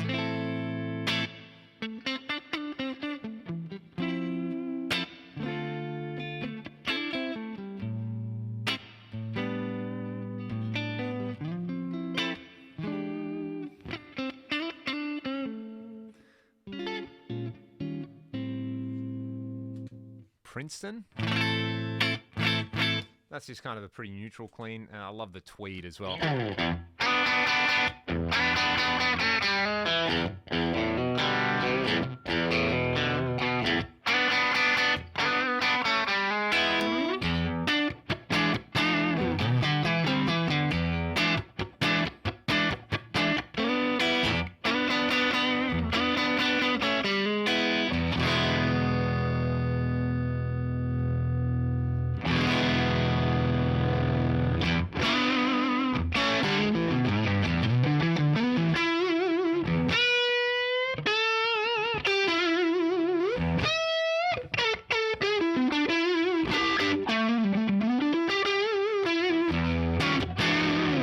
That one gets super kind of squishy and tweedy. I really like it. Preferred guitar scale length. Yeah, I don't know. I'm not that fussy anymore. I just kind of like embrace the differences with different guitars. Like Strats feel good. I went through a phase when I was younger where it's like, if I wanted to go from a Les Paul to a Strat, it really threw me, but now I'm pretty cool with whatever. I don't have a baritone. I'd love to get one and tune it like A to A or something like that and just have, you know, a mega chunk machine. So that would be pretty cool. Amp cab sound with the X-Fx 3 always sounds too thin. So do you mean like using a real guitar cabinet in that case? Made a $30 Strat copy. That's cool. Are there photos of it that you have? I'd love to see that or hear it. Let's see. Would you be able to play the intro to The World You Gave Us? Yes, I can do that. Let me get my live preset. There it is. And I'll go over to the perform mode where I got all my scenes. I'll get my PRS. Actually, maybe I'll play this. Let's do it on the rubato. So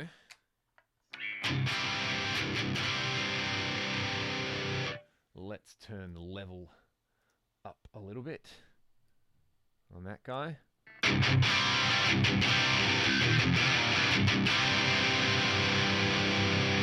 So this one, the tempo is 140-ish, I think. So the intro, what I play, like basically the chorus for the song is in drop C, so whatever this chord is, C, B flat, it's an A flat, and then there's E flat. It's basically like flat 6. Oh, if you were thinking of the major key, it's like 4, 1, 6, 5. So it's a 4 chords thing.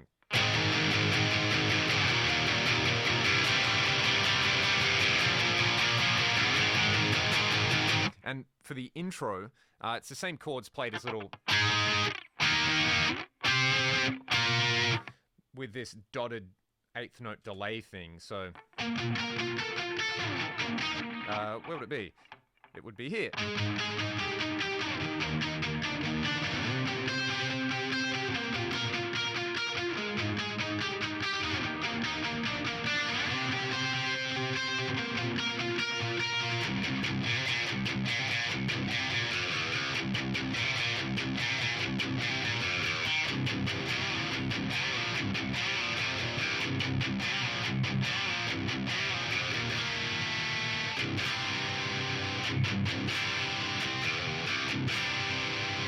So yeah, that one, I mean, I kind of it's actually a pretty hard riff to play properly the way I recorded it, because it's that's the chord. So it's you play that at the start, and then the second time you go.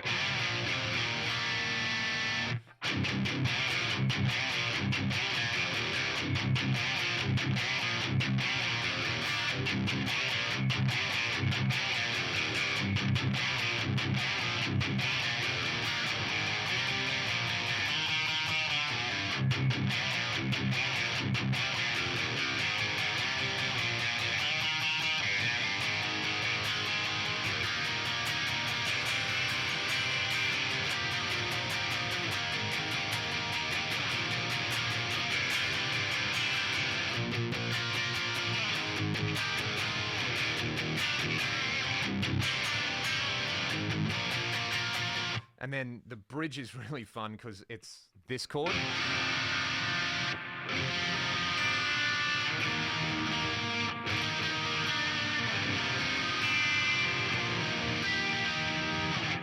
There's a couple of really weird little chords in there.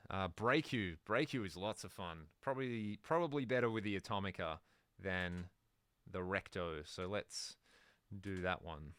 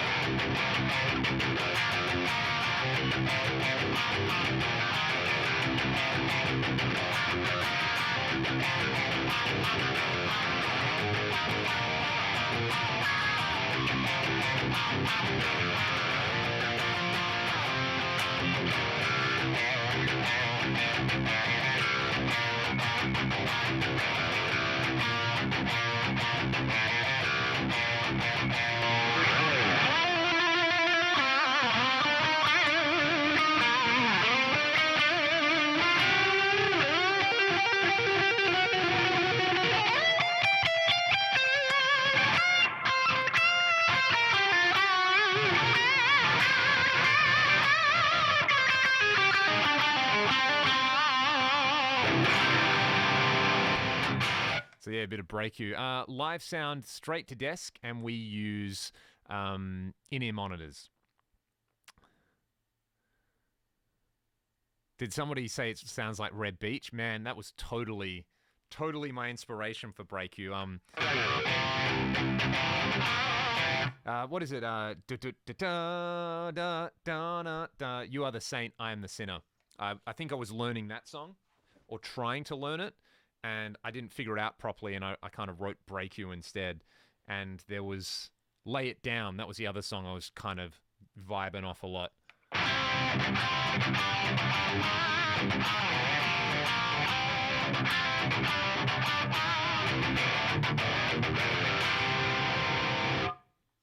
Very much a bit of Winger, a bit of Rat, finding their way into those kind of things.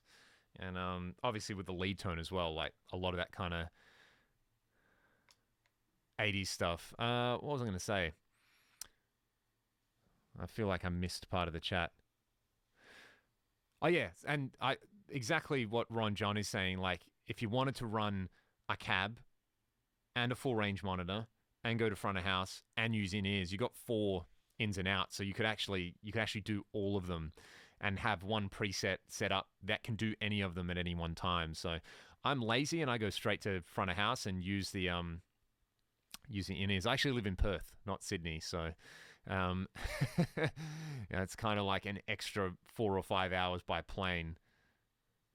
Yeah, that Lay It Down video was, a lot of people have mentioned that, that's how they play it. So I think it's one of those riffs where like everyone plays it wrong, but is there really a right or wrong with music? Its interpretation is kind of the point with some of that stuff. This want to buy Atomic Ahead, preferably after winning lottery. Yeah. Probably the best option would be to find someone who can make you a similar circuit. I know the Fort and Cali is similar, and maybe if you like that kind of thing, then you'll like what arrives in the next couple of weeks that I've got on order from somewhere related to that kind of modified Marshall thing. Perth equals rich people. That's funny. That's a really interesting interpretation, because there's a lot of rich people in Perth. Perth used to have the highest percentage of millionaires in the world, but of course nobody in Perth thinks they're rich, even though Australia is one of the most affluent countries in the world. We've got it really, really good down here. But people in Perth will probably be like, oh, Sydney, that's rich people because property's so expensive over there. This Atomica, though, geez, it's so percussive, man. You've got that...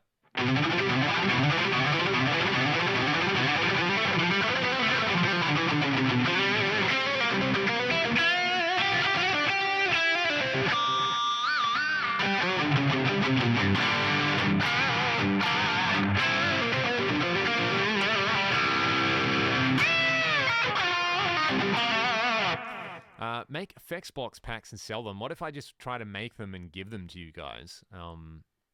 Because they're just presets, you know. There's a lot of... I've still got a lot of cool pedals and stuff that I've matched, so I'll just have to put my blocks library up at some point for everybody to check out, because I think that would be pretty cool. I'm sure there's a lot of people who would enjoy that one.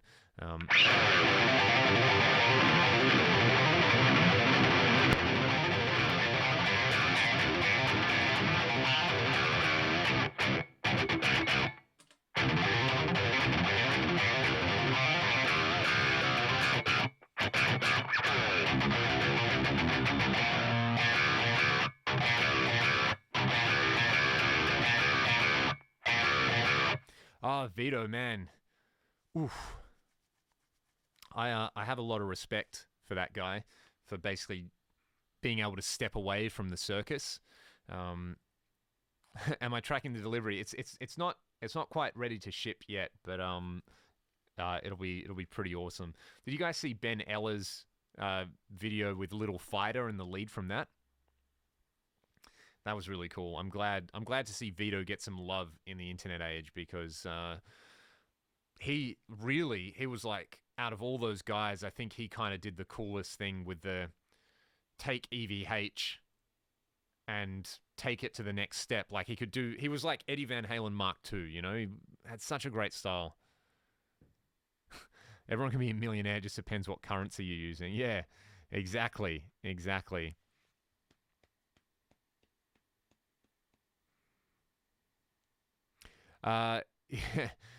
Honestly, man, like I said, amps are great. An Axe 3 with like a Matrix power amp sounds like a bunch of really, really great amps. There's so many options out there. So many. Can I play altitudes? I can play a bit of this, kind of. Let's see how good I go with concerto.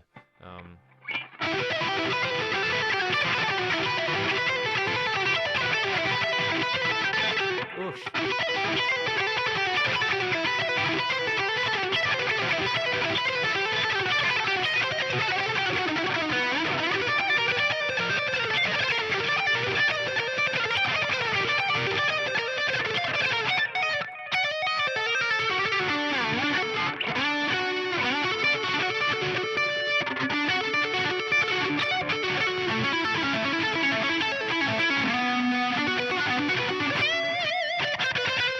Jesus, I haven't played that for a long time.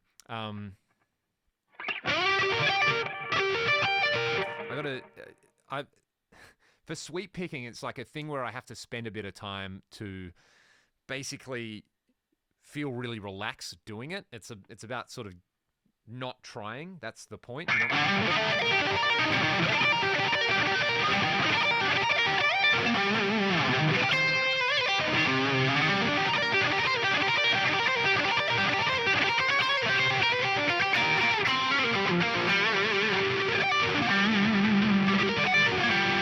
Da-da-da-da.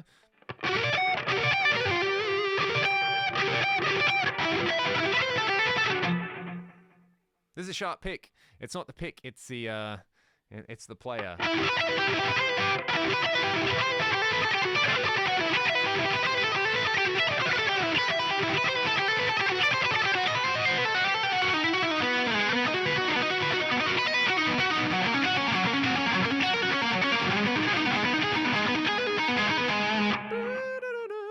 guitars there. So that's about as close as I can get. The delay blocks video, yeah, that one was fun. I'll bring that up. Here it is. So just amp.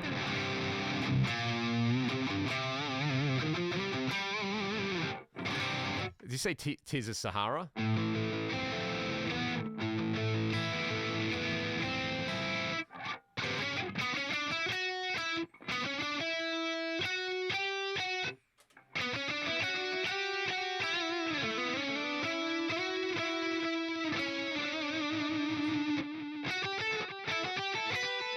How does that one?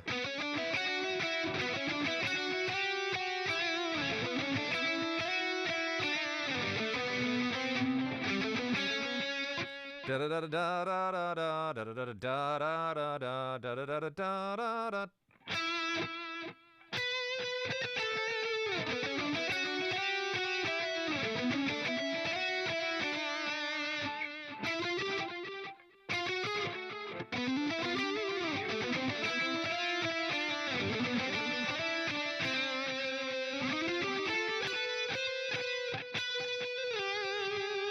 I think George Lynch plays a great solo on that one as well.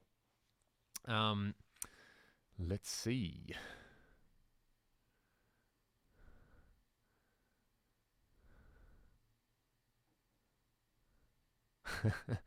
The Atomic patch. I've got a bunch of Atomica patches for the AX8, which you can get. How do I approach composing solos for Ragdoll? That's a good question. We got Tizara. I'm just catching up with the chat.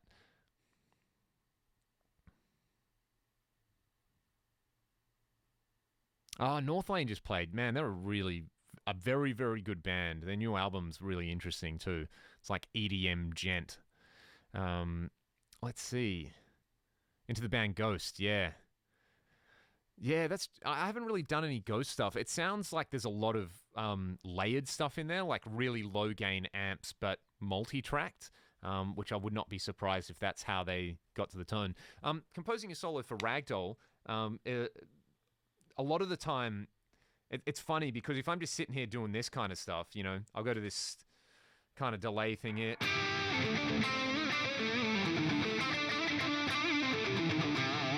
Or I'm like just putting on a backing track and noodling over it.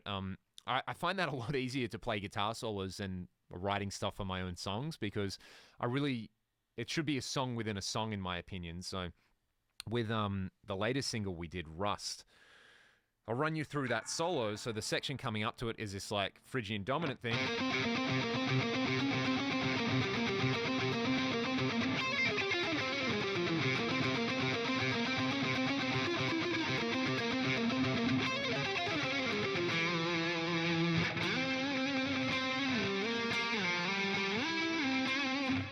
And then I'm just basically outlining the notes of the scale. And then I really like guys like Jeff Beck and Eric Johnson and Steve Hillage, the way they use major thirds. Richie Kotzen as well. Love Richie. So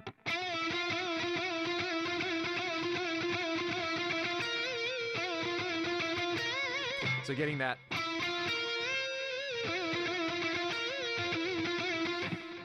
You get a lot of Outback Steakhouse commercials. That's so funny. Maybe they see that I'm in Australia. We don't have Outback Steakhouse down there. So yeah, with this solo there, I like that, and I like a lot of Middle Eastern music, and there's a lot of microtones in there. So for example, there's I think in Turkish music, don't quote me on this, but there is a scale which is... It's like in between Dorian and Aeolian. So, you know, in Western music, you'd play Aeolian,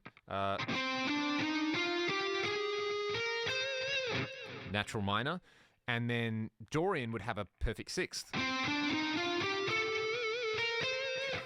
But this particular scale, instead of going and playing the second, you play the microtone in between the flat second and the second. That one. And you play the microtone in between the flat six and the six.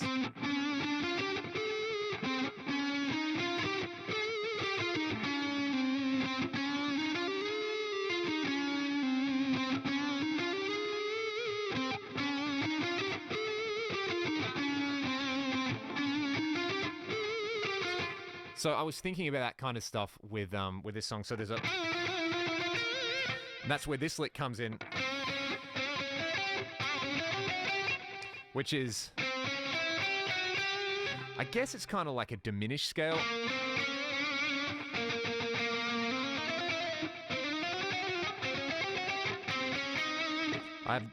It's just notes that sound cool. So it's the flat second and the flat fifth in there, and the major third. Actually, that's what it is. This is a little bit of the Lydian dominant mode here, but with a flat second. I don't know, man. I was just sitting there going,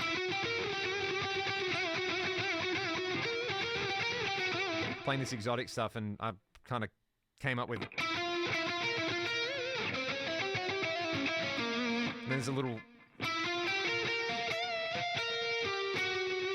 That's the Lydian dominant bit. So Phrygian dominant, and then hitting the flat five.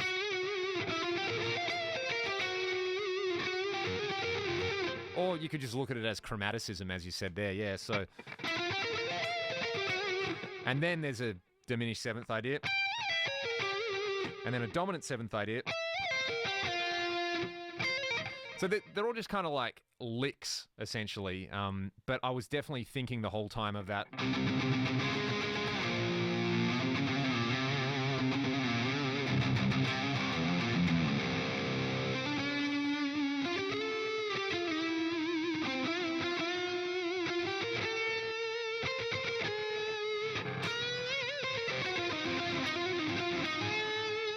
It's funny because the microtone things sounds really exotic to us, but if you listen to a blues song and you do that thing where you play the minor third and like kind of bend it up to the major third, like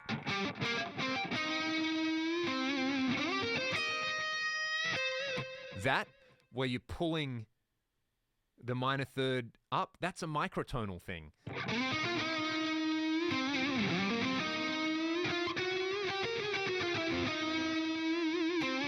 So microtonal music actually isn't weird, because when we play the blues, a lot of the time there's microtonal stuff in it, and it's just doing those kind of moves, but on different blue notes, like the flat six.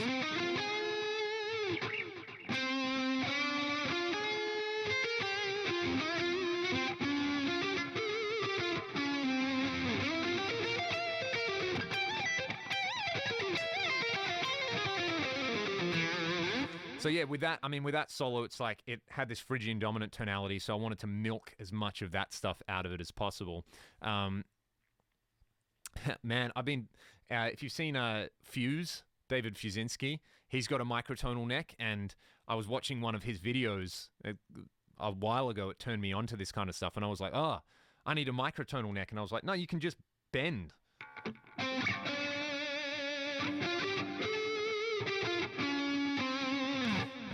So that's pretty awesome.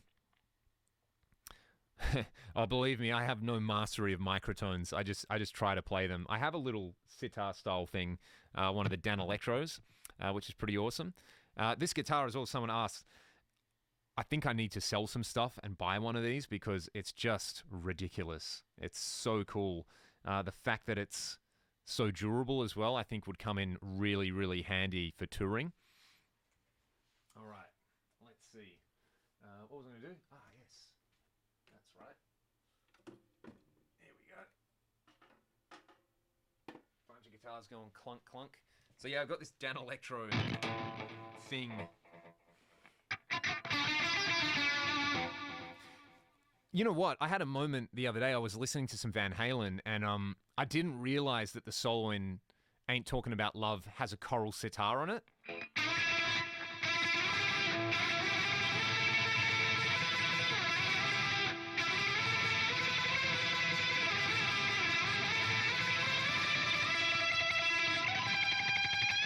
If you listen to the right channel, I think it's doubled up with a sitar. So,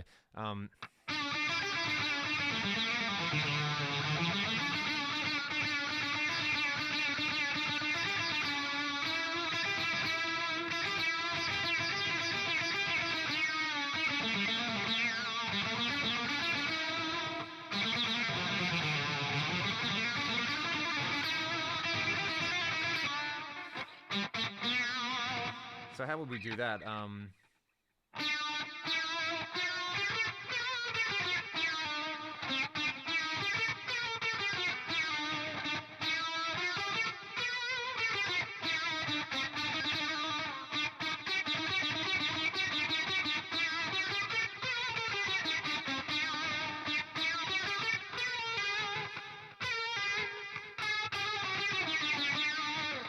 Yeah, these are some pretty wild sounds. I think with a where's that?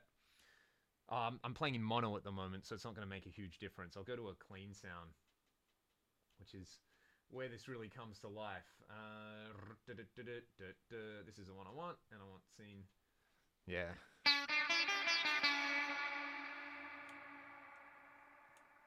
There we go.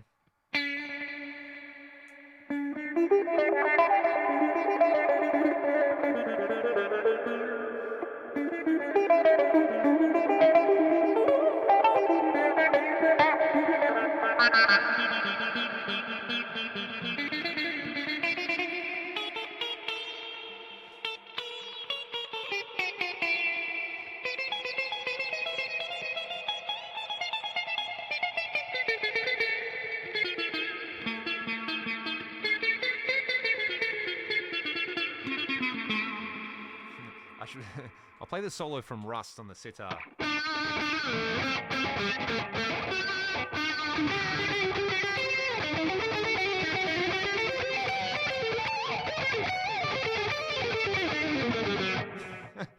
That's ridiculous. I really want to record a solo on the next Ragdoll album with this one, actually. I think that'll be really fun. Just a cool, different sound, a real character tone.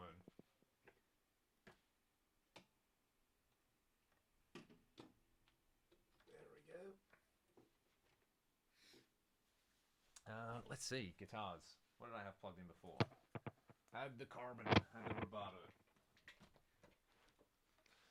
See, that's the danger of stuff coming through for review is sometimes it's so good that you're like, it's going to be pretty hard to send this thing back.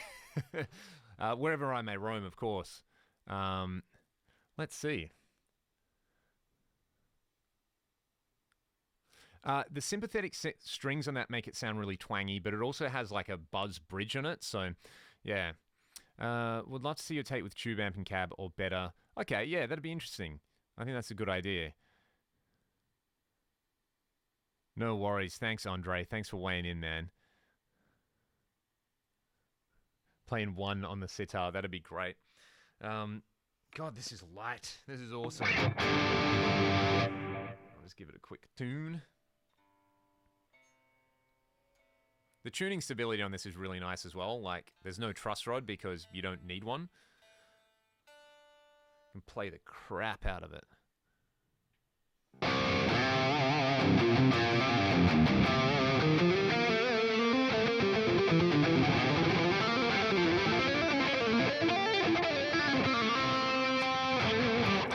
Have you guys seen that Rick Graham muted legato video he does, where he does that like...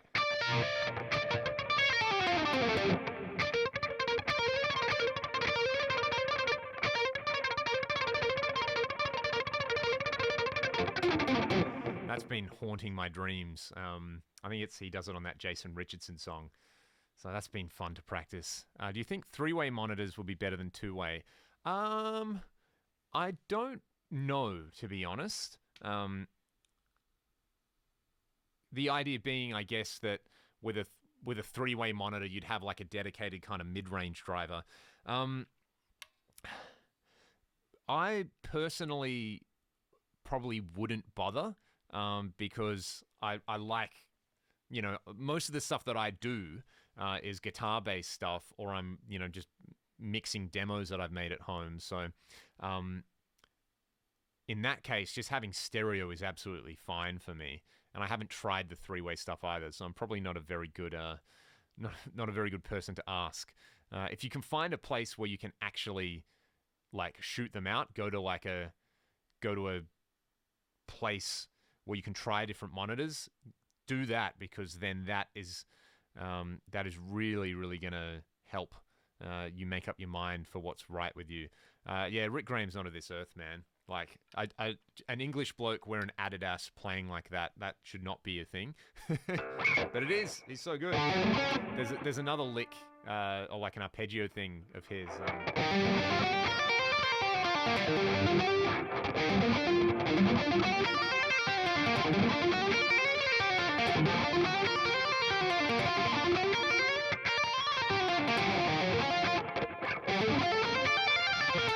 That one.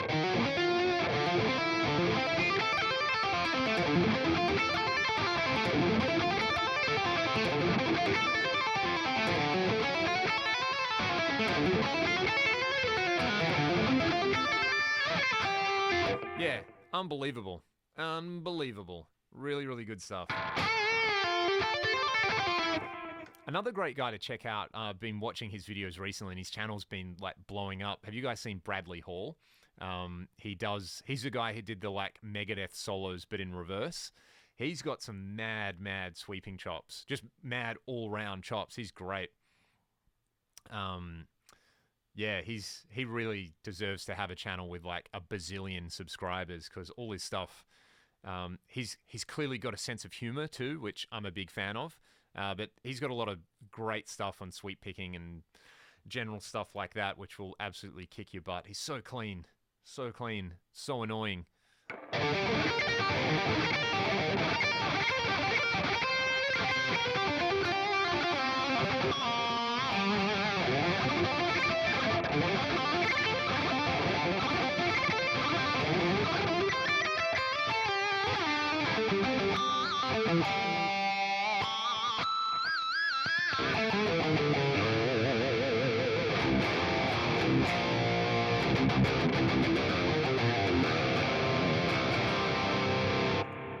I haven't listened to Pano in Greece, no. I think I need to do this. There's a lot of really great like hard rock and metal that I've heard from Greece recently. It seems like that's just a hotbed for that style of playing, and a lot of guys who love the 80s rat gear as well, which is pretty cool.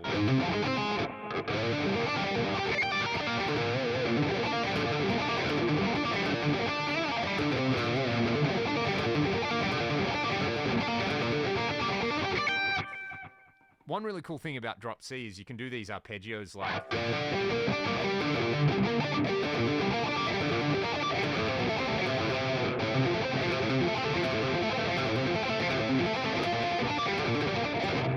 which is super cool because you can...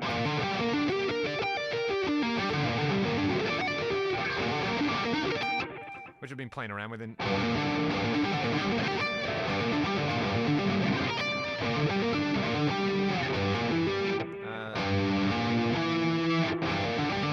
that's right.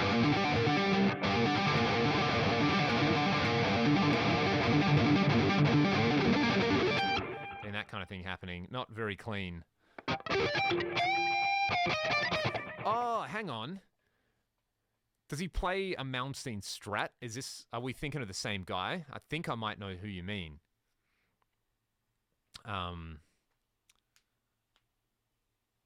Because I saw a guy playing some Yngwie style stuff, and it was incredible. It might have been the same guy. I think we're onto something. What gauge strings you use? 10 to 52s. So they're a little bit floppy, but I'm a little bit floppy as well. So whatever. God, I suck. That's it.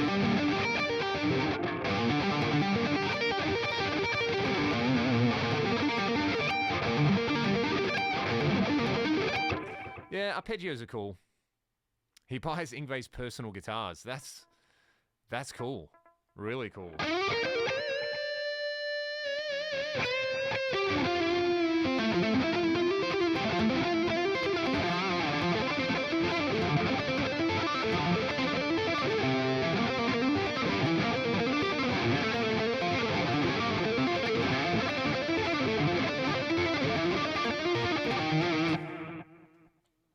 I don't have a STR guitar, but one of my best friends has a STR, and God, it's nice. Yeah, they're really, really good. This thing is, like, quality-wise, is definitely up there. I really hope these guys establish themselves and make a name for this, because it's pretty cool. It's up there with the STR and the PRS stuff. I'm pretty impressed. Very, very impressed. Thinner necks. I actually kind of like a bit of chunk in a guitar neck. This one's really thin and really easy to play. But my PRS is a little bit chunkier, and yeah, I tend to like wider necks, and I really like compound radius fretboards. This one's got a compound radius. How many hours a day do I practice? Man, I got to be honest, I don't really have a routine anymore. I just kind of sit and whittle. I probably play a couple of hours every day between doing videos and recording and doing all that kind of stuff. So, you know, like I said, if I watch a Rick Graham or a Andy Wood or a Bradley Hall or a Jason Richardson video, then it really kicks my ass to do some practice and kind of get obsessed with it. And then I'll do what I'm doing here, where it's just basically like, all right, cool, I've got this idea.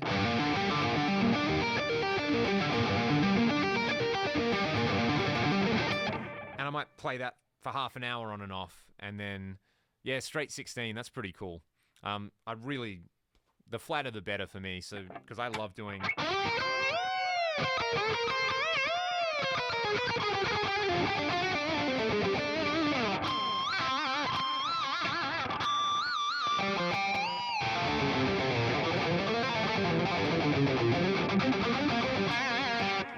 Yeah, with the ragdoll stuff, in the future, I mean, because I've got the setup to do full shows, we recorded our last show at Cherry Bar, and I need to get around to getting that mix so that we can release it online, because that was a really good show. That was the question. That was the question somebody asked. After 2 hours, I've remembered it. Somebody asked about the delay settings in that Cherry Bar clip of Rewind Your Mind. So it's a dotted eighth and a quartered note, and I've just got the mix at 50%. So yeah, I think this is like an 8 to 16 or something, or 9 to 16. It's pretty rad. Yeah, the Albert King thing, right?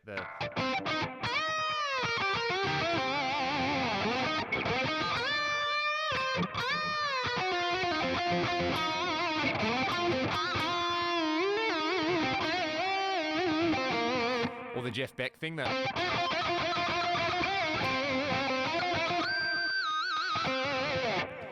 I think a lot of the time with guitar playing, you know, it's really easy to get obsessed with being ridiculously clean and precise, you know, sitting there and practice.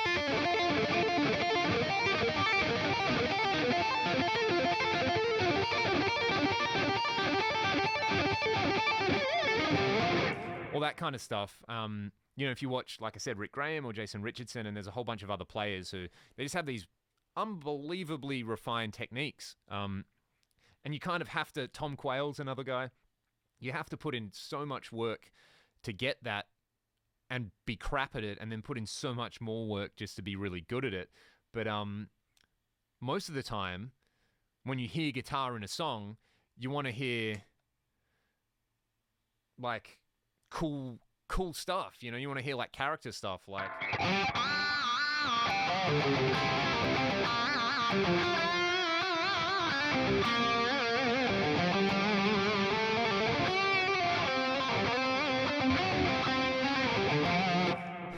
You think it's to play guitar solos out of time? Yeah, the cooler, you know, the more out of time you can get without losing the vibe, the cooler. That's what it's all about. That's where the stank happens. 25k subs, 25 viewers live. Yeah, maybe it's just a bad time, but I normally get between 20 and 50 people live on these videos. You know, a really cool thing is to try tap your foot and play a little.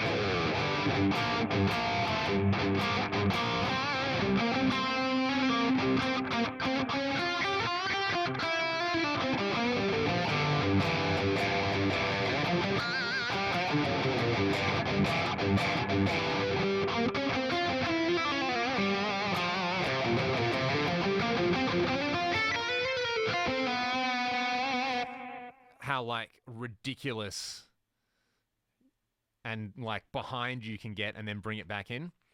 Yeah, I mean, it is. It's like when you see somebody who can really, really shred. I mean, it doesn't matter if you play a lick like this, you know. you end it with a lame bend, all people remember is a lame bend, you know?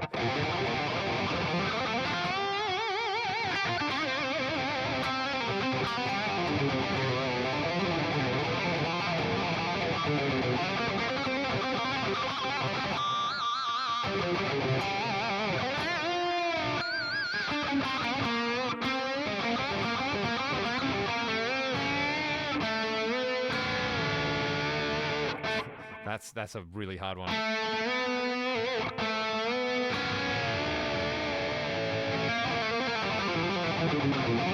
Yeah, man, this thing, it works with my setup. That was the first thing I noticed, even for the just the chunk. Like, there's a thing about my PRS which a lot of other guitars don't have, where it's like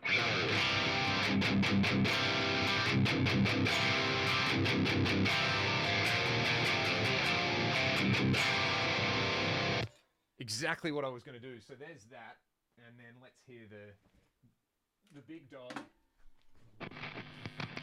This one has a lot more low end.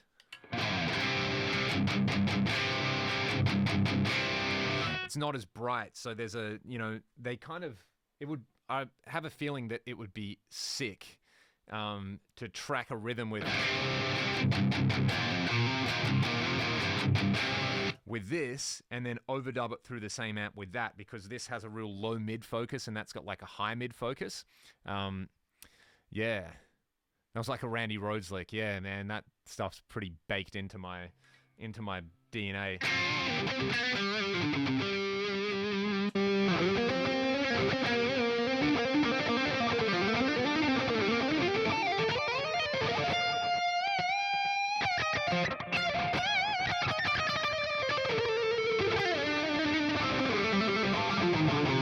That would be a kind of Randy thing, wouldn't it?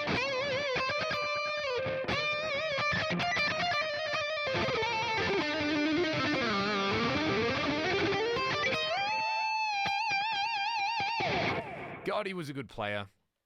Better for palm mutes. I don't know. They're just different. This one's got a real kind of nice throw to the low end.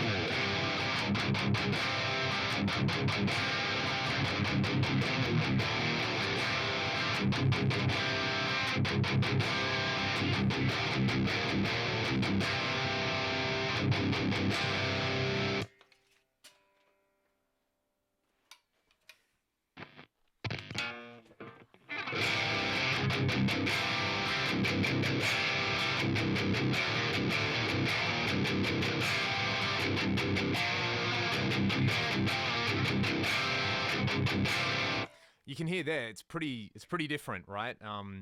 But there's something about it. There's something about those chugs, the way they feel and the way they just kind of like make you go, ugh. So yeah, they're different. I mean, you look at the difference in thickness between this guitar and that guitar, and that's like 4 of these stacked up. So you would expect they would sound different. I wonder what it would be like if these guys made a really thick body single cut with full-size humbuckers. That'd be something.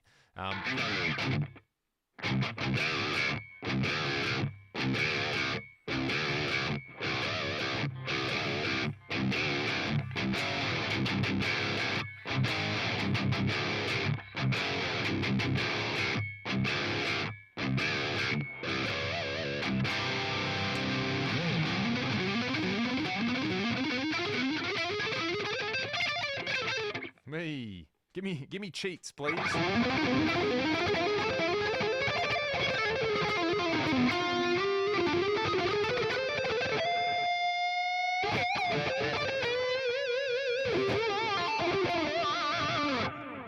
It's about as much Pantera as I can play.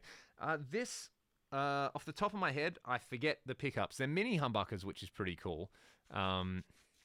Hey, somebody knows that I'm ripping off Paul Gilbert all the time. Yeah, that's exactly where I got that from. Man, I remember coming home from school in 2004 and hearing that Dime had been killed, and they didn't name anybody. They just said a prominent American guitarist. And I don't know why, I was like, I bet you it's Dimebag.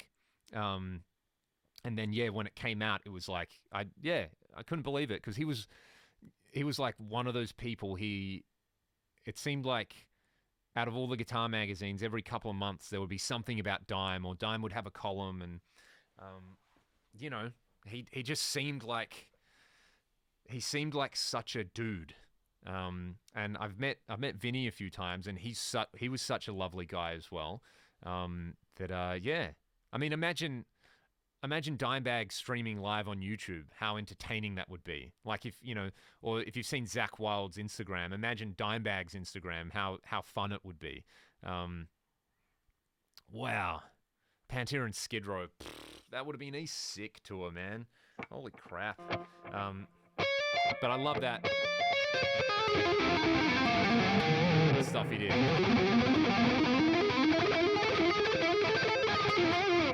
Yeah, we played a festival in Oklahoma a few years ago, and I actually got talking to his wife. They had a stand there, and so lovely. I just sort of wandered over, and I didn't even know who it was, and I was just looking at the Dimebag stuff, and I was like, this is cool, and you know, got chatting, and it's like, oh my god, I know who I'm talking to now, and yeah, she was so lovely, and you know, because I'm from Australia and this was like the middle of Oklahoma, she was like, what are you doing here? You know, and it was a really lovely kind of moment. So that's the one for Oklahoma.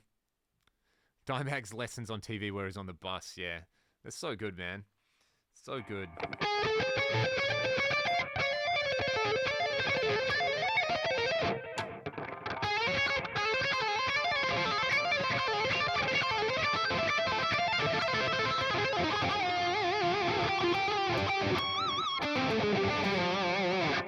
And you know, if you can't do anything, yeah, Rita, that's her name, of course. If you can't do anything else on the guitar, just work on your vibrato, you know, because it feels so good to go.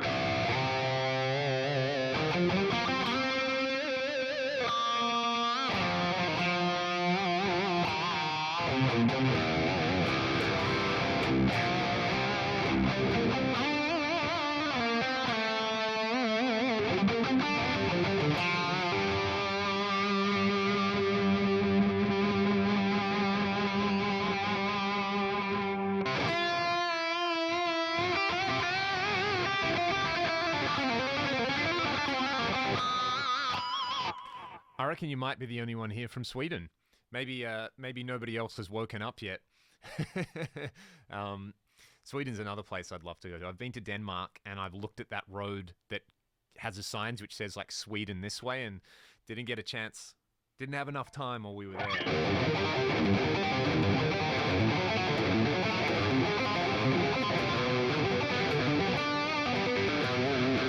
I really don't do a lot of tapping anymore, but obviously I was really into it as a kid because it's a cool way to harness fastness. So some, you know, obviously the typical this kind of stuff.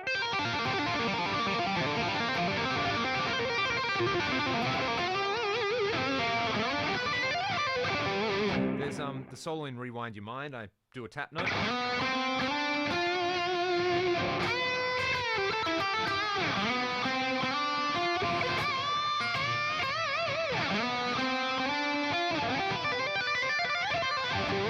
That one. So yeah, there's a few little tapping things. Let's see. I'll get my pointer finger out.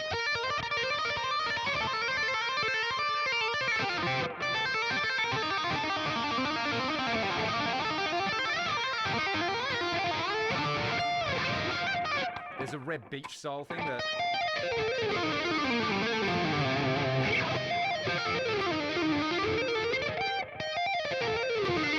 I haven't done this stuff for so long, jeez.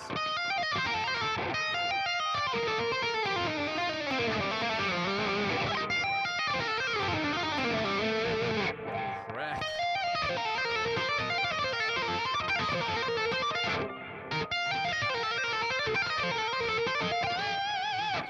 And some of this stuff, like, I don't know anyone else, I don't know where I pinched this from, but this is kind of about as original as I get with tapping.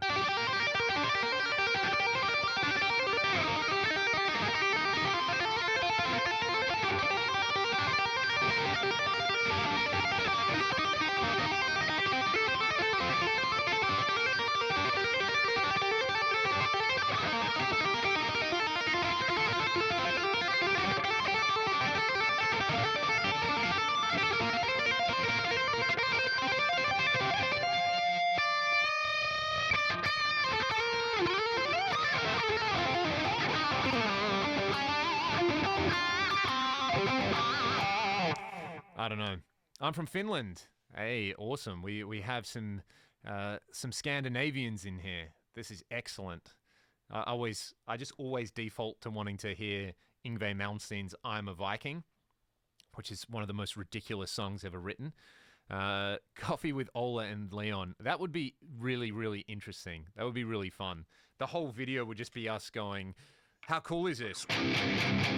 Oh yeah. Oh cool." In drop C, so I'm sure we'd get on really well.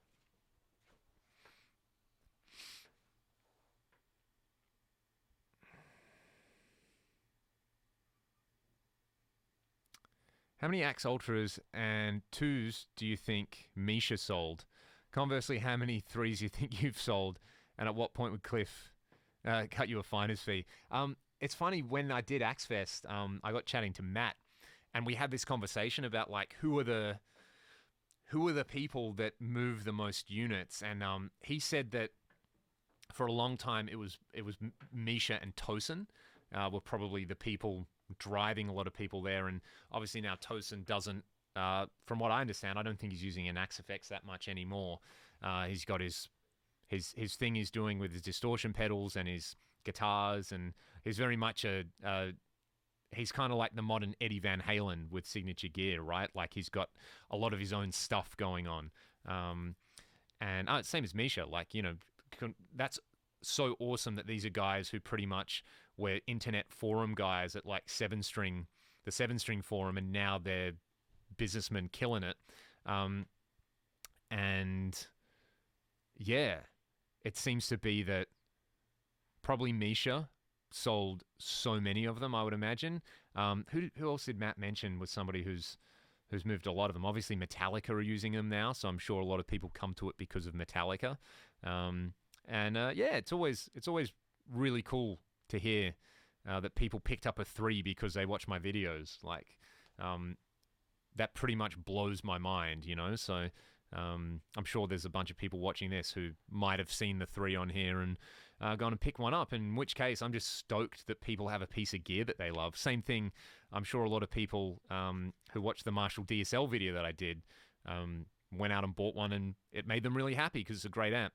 I'm going to be back in 1 sec, dudes. I need to pee.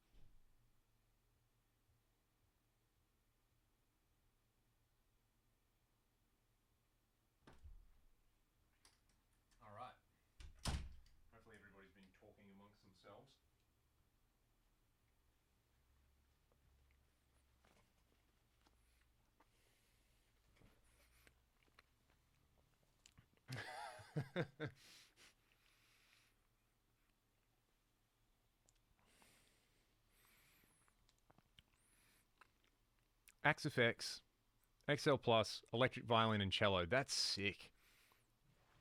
I bet you that sounds amazing. And I imagine if you're using electric violin, having the ability to have all the EQs in there would really help dial out some of the harshness with the pickups.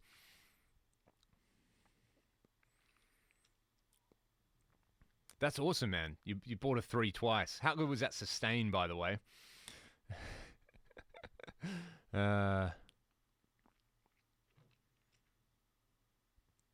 Intermediate amps. So the Katana. I'm trying to think. Trying to think of some other little good ones that have built-in effects. I saw the latest Line 6 Spiders have some of the Helix amps, which is pretty cool. Or you could go for, if you can find like a used Marshall DSL, I always recommend those, and that will be a great intermediate to pro level amp. And we're back. So yeah, what were we talking about? I can't remember. Oh, Axe FX 3s, yeah. So, you know, it's an amazing unit. If somebody watches, you know, the point is that with the videos, you can see how little work it takes to really, really get a great sound with it. And you can take that great sound with you anywhere you go. So that's the big motivation with the videos is like, hey, I love this piece of gear. It's changed the way I make music and the way I gig. So, you know, I just kind of want to spread the word. That's awesome. That's awesome, Nick. And yeah, I mean, it's cool because if the plus side is that if somebody likes the stuff I'm doing in the Fractal videos or the Marshall videos or gear demos, and they check out the music that I make with my band, then that's win-win the way I see it.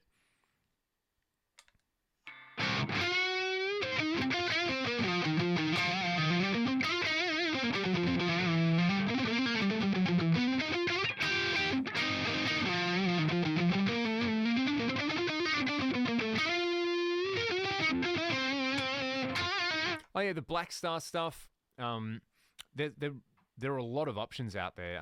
If you didn't want to go tube, I would still suggest the Katana as like a really good sounding, affordable, solid state amp. And you know, you could even go in and maybe upgrade the speaker to a Celestion Vintage 30 or something, and that would probably sound really great too. Let's see, what can I try in here some presets that I haven't tried for a while. Let's see. Because I spent a lot of time with these messes.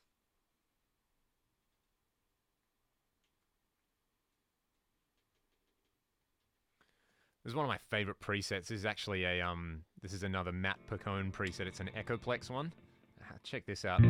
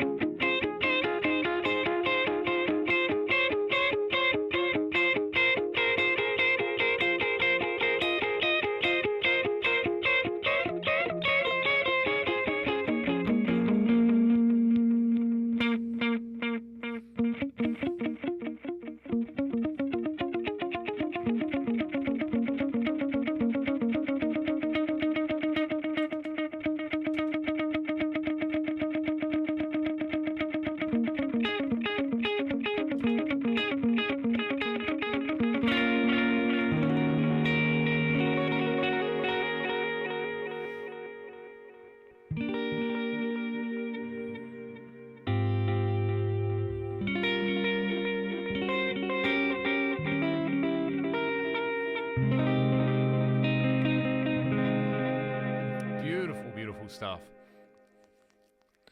Corey Wong, yeah, that's such a man.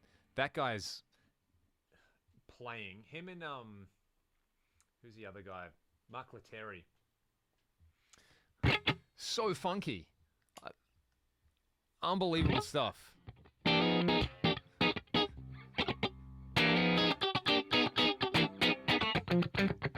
Like, yeah, I'm just a poor imitation, you know.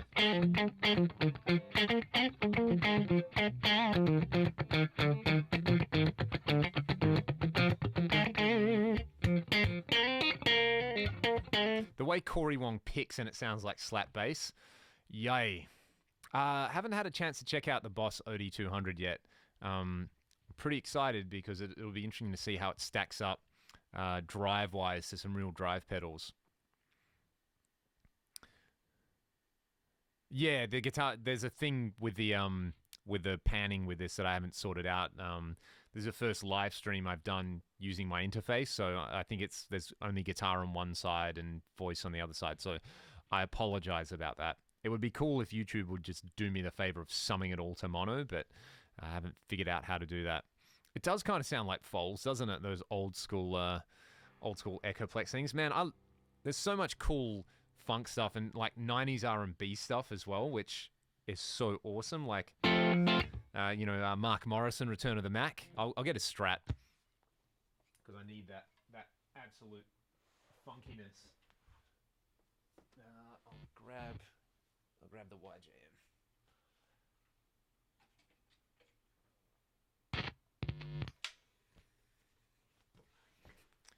Is there a wah in this preset? There ain't. I'll go to my other preset.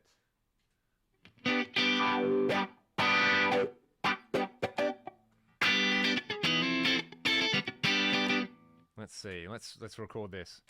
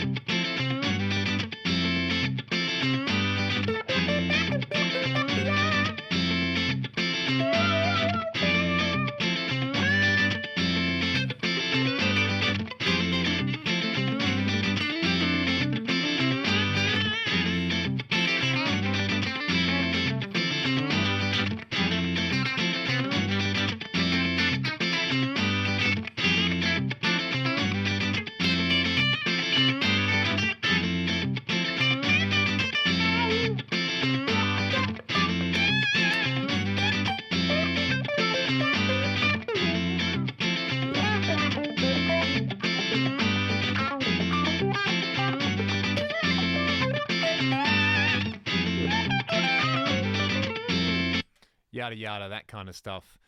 Some pimpin' music. Let's see where we're at. You play some Bodum riffs. I actually don't know any Bodum riffs, but I listened to Don't Fear the Reaper so much as a kid. That was like one of the first albums I ever got into that had screaming on it. I don't know any Foles though. The YJM thing, I'm sure you could get close to it with just about any kind of Strat, as long as you have enough like gain.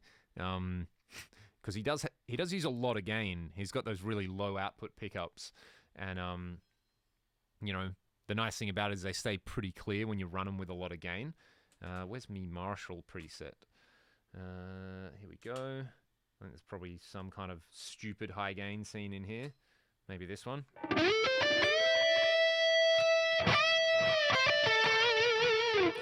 See, I reckon you would need even more gain than that to get the Yngwie-ness happening.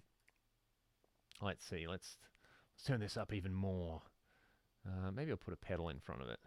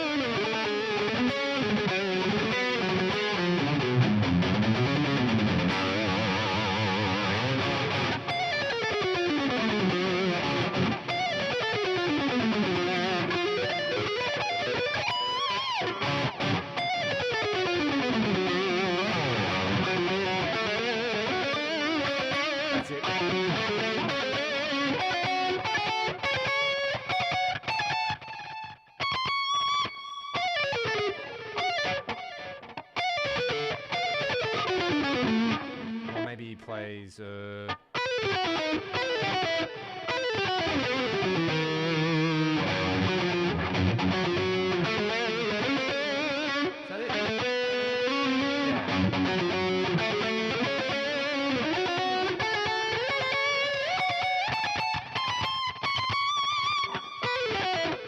Nah.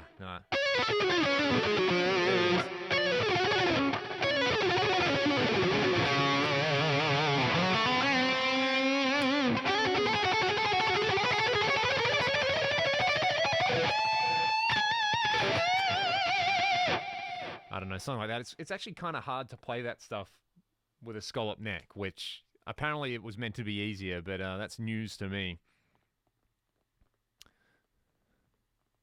Ooh. Yeah, man, the diminished.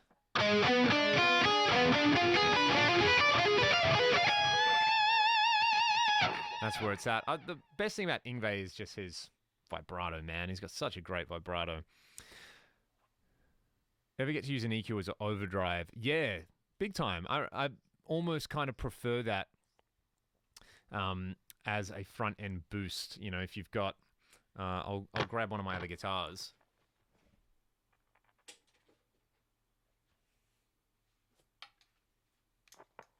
Like, say you're trying to do a high gain thing, and go on for that. I'll turn all the boosts off in this. 1 second. So one thing I like using is a graphic EQ block before the amp. And I actually kind of copied the EQ curve of my clone. So here's no boost.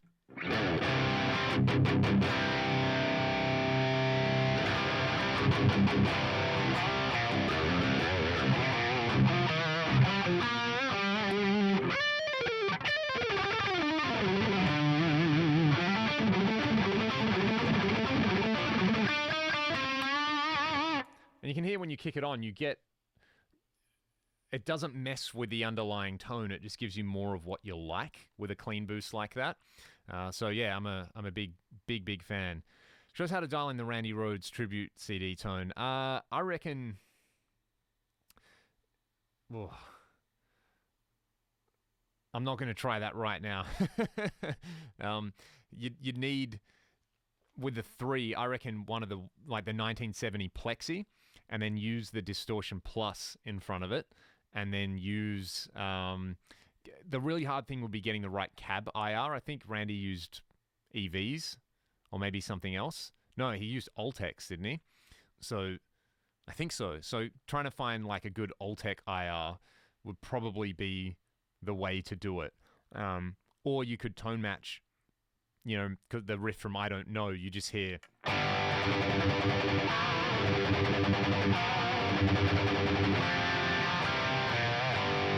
You know, you hear little bits of guitar on their own, so you could run a tone match with your 3 and get that happening. Same with, somebody asked about another tone, which I won't try and do now, but I should just do a video where it's like, all right, here's all the classic tones everybody asks for, and we'll kind of do them. Oh, yeah? Well, if there's an Ownhammer one with them, that's pretty cool. Very cool. Thanks, man. That's really, really cool. No, like I said earlier, it's great doing all the guitar stuff and the subs and stuff like that, but when people like the music, that's the thing that warms my heart the most. Oh, the King's X tone thing. That'd be another.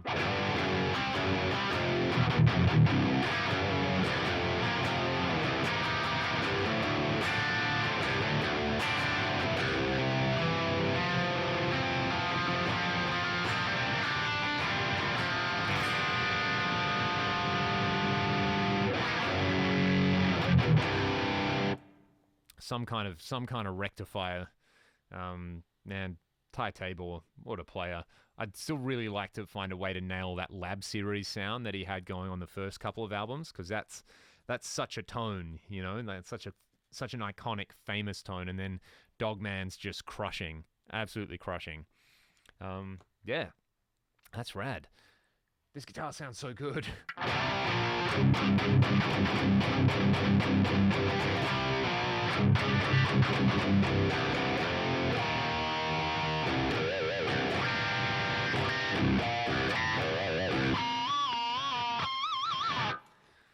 Oh, alrighty. I reckon that's probably time. I've been on here for far out nearly 3 hours. I got to go and do some stuff today, and vacuum my room because it's filthy, and do a few other little things. I'll put up that video about how I make guitar videos later on today. And again, a big thank you to everybody who tuned in on the live chat and put up with the technical issues that we had along the way. I'll try to fix these, and we'll do another chat next week. Everybody out there, whether it's morning or night for you, please take care, stay excellent, be good to one another.